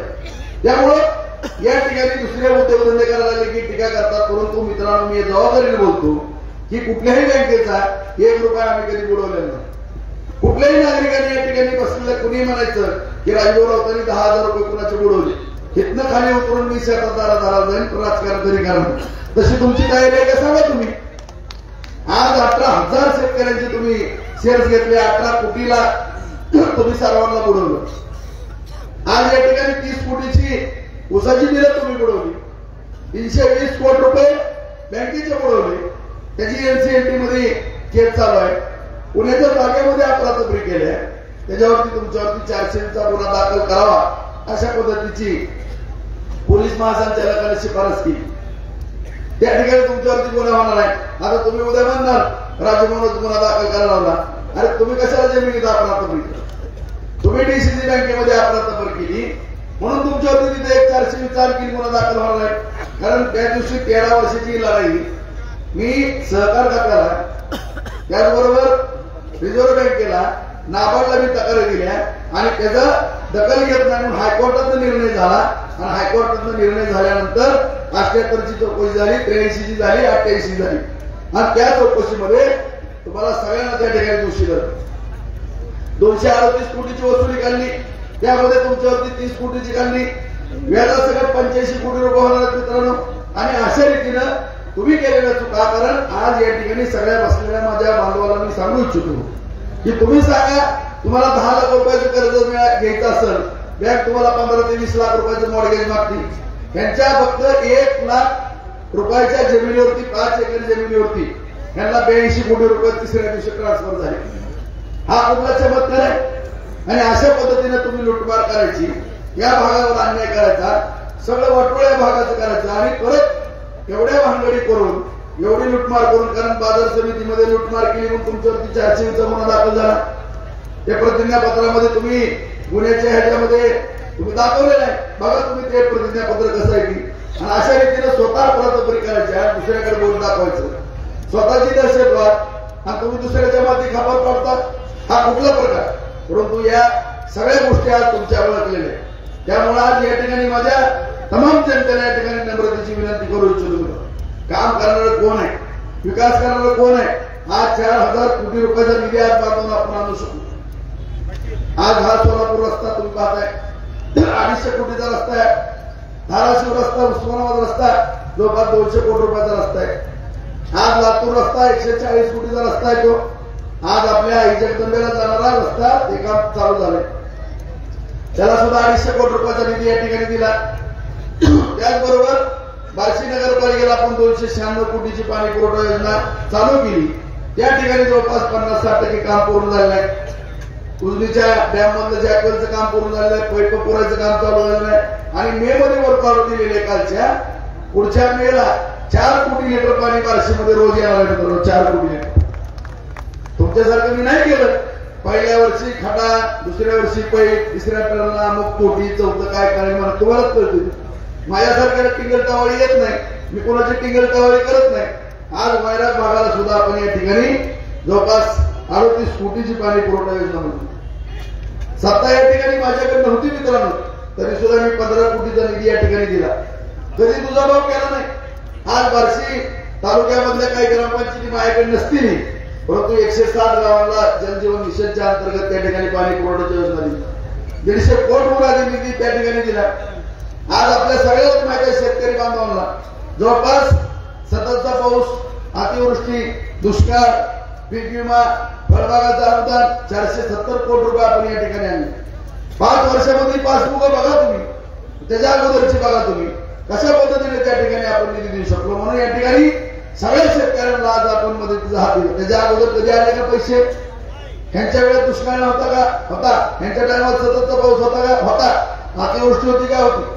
सततच्या पावसाचा जर विषय असा आहे, ज्या पद्धतीने आदरणीय नानांनी अन्नधान्याचा तुटवडा या ठिकाणी झाला, त्यामुळे मोर्चा काढला होता गोडावरती, त्या ठिकाणी गोळीबार झाला, 8 हुतात्मे झाले. आणि हुतात्मे झाल्यानंतर या ठिकाणी रोजगार हमीचा कायदा महाराष्ट्रामध्ये झाला. तो कायदा देशामध्ये झाला मित्रांनो. त्याच पद्धतीने सततचा पाऊस हा क्रायटेरिया नव्हता. त्या ठिकाणी 65 मिलीच्या पुढे पाऊस झाल्यानंतर नुकसान भरपाई मिळायची. परंतु रोज 20-20 मिली जर 5 दिवसामध्ये 100 मिली पाऊस झाला, पिकं गेली, तरी सुद्धा त्याला नुकसान मिळत नव्हतं. परंतु मी फडणवीस साहेबाला, मुख्यमंत्री साहेबाला दोघांना बोललो. दोघांना बोलल्यानंतर, दोघांना विनंती केल्यानंतर त्या ठिकाणी त्यांची सही घेतली आणि तो सततचा पाऊसचा कायदा झाला. आणि त्यावेळेसपासून सगळ्या शेतकऱ्यांना आणि महाराष्ट्रामध्ये 12,000 कोटी रुपये या ठिकाणी त्या ठिकाणी माझ्या शेतकरी बांधवाला महाराष्ट्रात मिळाले. एवढ्या मोठ्या राज्यामध्ये कायदा करण्याचं त्या ठिकाणी काम केलं बांधव. आज हे सगळी कामं करत असताना आज आपल्या सगळ्यालाच माहिती, आज सरकार सुद्धा तुमच्या पाठीशी खंबीरपणानं उभं आहे. आज आपल्या मुलींना मोफत शिक्षण आहे. एससीबीसीच्या माध्यमातून मराठा समाज बांधवांना शिक्षण मोफत आहे बांधव. आज लाईट बिल आपलं माफ झालेलं आहे. लाईट बिल आपल्याला भरायचं नाही. आज या ठिकाणी मुख्यमंत्री लाडली बहीण योजना या ठिकाणी आलेली आहे. आज आपल्याला 1,500चं 2100 रुपये होणार आहे. माझ्या ज्येष्ठ नागरिकाला 1,500चं 2100 रुपये होणार आहेत. सगळ्यात महत्वाचा विषय, ज्यावेळेस मुख्यमंत्री लाडली बहीण योजना केली त्यावेळेस आम्ही सांगितलं की शेतकरी सुद्धा लाडला भाऊ आहे. त्याच्या बाबतीमध्ये सुद्धा विचार करा. मी जबाबदारीने बोलतो मित्रांनो, महायुतीच्या जाहीरनाम्यामध्ये शेतकऱ्याला कर्जमाफी ही मिळणार म्हणलं की मिळणार आणि त्या बाबतीत मला सुद्धा निर्णय होणार त्याचा सुद्धा घोषणा त्या ठिकाणी झाली आहे। अशा रीतीनं या ठिकाणी मी तुमचा लोकप्रतिनिधी म्हणून सरकार म्हणून तुमच्या पाठीशी ताकदी नाही। आज केंद्रामध्ये सरकार आपलं आहे, महायुतीचं सरकार आपल्या या ठिकाणी बांधवाने येणार आहे आणि हे सरकार येत असताना आपला सुद्धा लोकप्रतिनिधी त्या ठिकाणी असणं गरजेचं आहे। कारण या ठिकाणी विरोधक टीका करतात की सरकारकडे काय पैसे नाही आणि मग सरकारकडे पैसे नाही तर तुम्ही काय मंत्रालय झाडाला तिथे जाणार का? आज या ठिकाणी अत्यंत चांगल्या पद्धतीने काम चालू आहे आणि जर आपल्याला हा वैराग तालुका करायचा असेल, जर संतनात कारखाना करायचा असेल, या भागामध्ये आपलं ग्रामीण रुग्णालय या ठिकाणी करायचं, या ठिकाणी आपलं प्रशिक्षण केंद्र त्या ठिकाणी करायचं, त्या मंजुऱ्या झालेल्या फक्त जागेची थोडी किरकोळ अडचण राहिली आहे मित्रांनो, ती जागेची अडचण दूर करू। एवढी अडचण दूर झाल्यानंतर या ठिकाणी निश्चितपणाने आपण करा। आज आपण कोर्टाची इमारत बार्शीला केलेली आहे जवळपास 76 कोटीची। आज उप जिल्हा रुग्णालय बार्शीमध्ये केलं, 100 कोटीचं हॉस्पिटल त्या ठिकाणी केलंय। डॉक्टर कर्मवीर मामासाहेब जगदाळे यांनी जे पद्धतीनं गोरगरिबांना उपचार दिले मित्रांनो, त्या धर्तीवरती आपण त्या ठिकाणी चांगल्या पद्धतीची सेवा देणार। आज 5 डॉक्टर असतात परंतु उद्या 600 जणांचा स्टाफ आहे, 5 त्या ठिकाणी 25 डॉक्टरची टीम आहे। तिथे x ray, MRI machine, x ray machine, CT scan machine, सगळ्या चाचण्या 100 रुपया सुद्धा तुम्हाला कोणाला लागणार नाही अशा पद्धतीचं दर्जेदार हॉस्पिटलचं काम त्या ठिकाणी चालू। आज आपण छत्रपती शिवरायांची शिवसृष्टी केली, त्या ठिकाणी कसं तुम्ही बघा रोज 500 जण त्या ठिकाणी जातात बांधवांना। आज आपल्या सीमेवरती लढणाऱ्या सैनिकांचं शहीद समारंभ त्या ठिकाणी केलं। आज मुस्लिम समाज बांधवाला सुद्धा या ठिकाणी 2 समाजामध्ये तेढ व्हायची, त्या ठिकाणी नायकवाडीचा एक ईदगाह आणि 400 एक एकर जागा दिली, तिथे ईदगाह बांधून दिला। आज माझ्या बौद्ध समाज बांधवांसाठी सुद्धा बुद्धविहार त्या ठिकाणी, सगळ्या समाज बांधवांना जागा दिल्या, सभागृह दिली, सगळंच केलं। लिंगायत समाजात सुद्धा मला आपण सांगितलं 2 मठाच्या त्या ठिकाणी भाऊ अडचण आहे, तिथं सुद्धा काम करून दिलं आणि लिंगायत स्मशानभूमीला सुद्धा आपण बार्शीमध्ये शिशुविकरण केलं, त्या ठिकाणचे रस्ते केले बांधून, सगळ्या स्तरावरती आपण या ठिकाणी काम करतो। सगळ्या समाज बांधवाला बरोबर घेऊन कुठलाही जातीवाद या ठिकाणी करत नाही, कुठली गुंडगिरी करत नाही, फक्त विकास आणि विकासावरतीच आपण या ठिकाणी काम करत असताना माझी सगळ्यांना नम्रतेची विनंती, ही वेळ जर गेली मित्रांनो परत कधी वेळ येणार नाही। मी पाठमागा पण उल्लेख केला, 2009ला मी जबाबदारी घेतली या भागाची, साखर कारखान्याची। आज माझ्या तमाम व्यापारी बांधवांना या भागातल्या नम्रतेची विनंती, बांधवांनो हा कारखाना चालू झाल्यानंतर व्यापार पेठ किती मजबूत होणार आहे ह्याचा विचार तुम्ही या ठिकाणी। आज या ठिकाणी प्रत्येक गोष्ट ताकदीने या ठिकाणी आपण MIDC झाल्यानंतर किती उलाढाल वाढणार आहे या सुद्धा गोष्टीचा या ठिकाणी विचार होणं गरजेचं आणि अशा उद्योग व्यवसायाच्या निगडीत असणाऱ्या बाबी जर आपण या ठिकाणी करणार असेल तर आज आपली बार्शी सुधारते। आज बार्शीमध्ये चांगल्या पद्धतीची काम होतात। आज शिक्षणाच्या बाबतीमध्ये बार्शी मजबूत आहे, वैद्यकीय क्षेत्रामध्ये बार्शी मजबूत आहे, व्यापाराच्या बाबतीमध्ये बार्शी मजबूत आहे, उद्योग नगरीमध्ये सुद्धा दिलीप गांधींची त्या ठिकाणी औद्योगिक वसाहत आहे, त्या ठिकाणी सुद्धा आणखी काय छोटे मोठे व्यवसाय करायचे असतील तर काय करून आणि पुढे यावं। आज अण्णासाहेब पाटील महामंडळातून सुद्धा 2,500 पहिले आपण करून दिले। आज राजमाता अहिल्यादेवी होळकर योजनेतून विहिरी दिल्या, आज घरकुला असं मिळतो। या नगर परिषदेच्या कार्यक्षेत्रात सुद्धा मागवत्या माझ्या बांधवांना घरकुल देण्याची माझी तयारी असणार आहे। अशा सगळ्या योजना आज तुमच्यापर्यंत या ठिकाणी पोहोचवण्याचं आम्ही काम करू। त्यामुळे माझ्या सगळ्या तमाम बसलेल्या कार्यकर्ते, पदाधिकारी, नेते सगळ्याला हात जोडून विनंती आहे बाबा, 2 दिवस राहिले आता फक्त महत्वाचे 2-3 दिवस, 17, 18 आणि 19 आणि 20 तारखेला तर मतदान आहे। तुम्ही अत्यंत तुम्हाला पण मी जबाब देता, कुठल्याही आपल्याला बळी पडून देऊ नका, कुठेही भांड कटकटी करू नका, कारण कुणाला उचलण्याचा प्रयत्न होणार आहे, कुठेतरी बदनाम करण्याचा प्रयत्न या ठिकाणी होणार आहे, काहीतरी भानगडी या ठिकाणी करायची शक्यता विरोधकांना करता येत नाही, कारण त्याच्या पायाखालची वाळू बसरली। आज सरकली वाळू, त्याला पराभव दिसू लागलेला आहे। त्यामुळे तुम्ही जिद्दीनं कुणी आलस न करता, मताधिक्य जास्त मिळणार आहे मला मान्य, तरी सुद्धा या ठिकाणी कुणी गाठी राहता कामा नये। माझी सगळ्याला हात जोडून जर ही वेळ गेली तर काय गेला मित्रांनो। त्यामुळे या ठिकाणी मला तुम्ही सगळेजण शब्द द्या की भाऊ आम्ही जीवाचं रण करू, जीवाचं रण करू, आम्ही एक परंतु आम्ही या ठिकाणी ताकदीनं या ठिकाणी 20 तारखेच्या 5 वाजेपर्यंत आपला लढा घेऊन ही मतपेटी या ठिकाणी मतपेटीमध्ये धनुष्यबाण आपलं 3 नंबरला चिन्ह वितरण त्या धनुष्यबाण चिन्हाच्या पुढचं बटन दाबून प्रचंड मताधिक्याने या ठिकाणी आपला विजय करणं अत्यंत गरजेचं आहे आणि ही सगळी जबाबदारी मी तुमच्यावर टाकतोय, तुमच्यावरती टाकतोय. मित्रांनो, मला एकच शब्द द्या भाऊ, तुम्ही काळजी करू नका. शेवटच्या क्षणापर्यंत आम्ही कुठं पडणार, कुठलीही काळजी करण्याचं कारण या ठिकाणी तुम्ही घेऊ नका. अशा पद्धतीचा मला हा तुमच्यावर शब्द द्या आणि या बार्शी तालुक्याचा विकास तुम्ही करून घ्या. प्रत्येक दिलेला शब्द पूर्ण करून घेण्याची जबाबदारी 100% या ठिकाणी तुमचा राज्य बरोबर घेतल्याशिवाय केल्याशिवाय राहणार नाही. अशा पद्धतीचा या ठिकाणी शब्द देतो आणि आपण सगळेजण मोठ्या संख्येने उपस्थित राहिला त्याबद्दल सगळ्यांचे आभार व्यक्त करून माझे 2 शब्द संपवतो. जय हिंद, जय महाराष्ट्र. धन्यवाद. असाच पद्धतीनं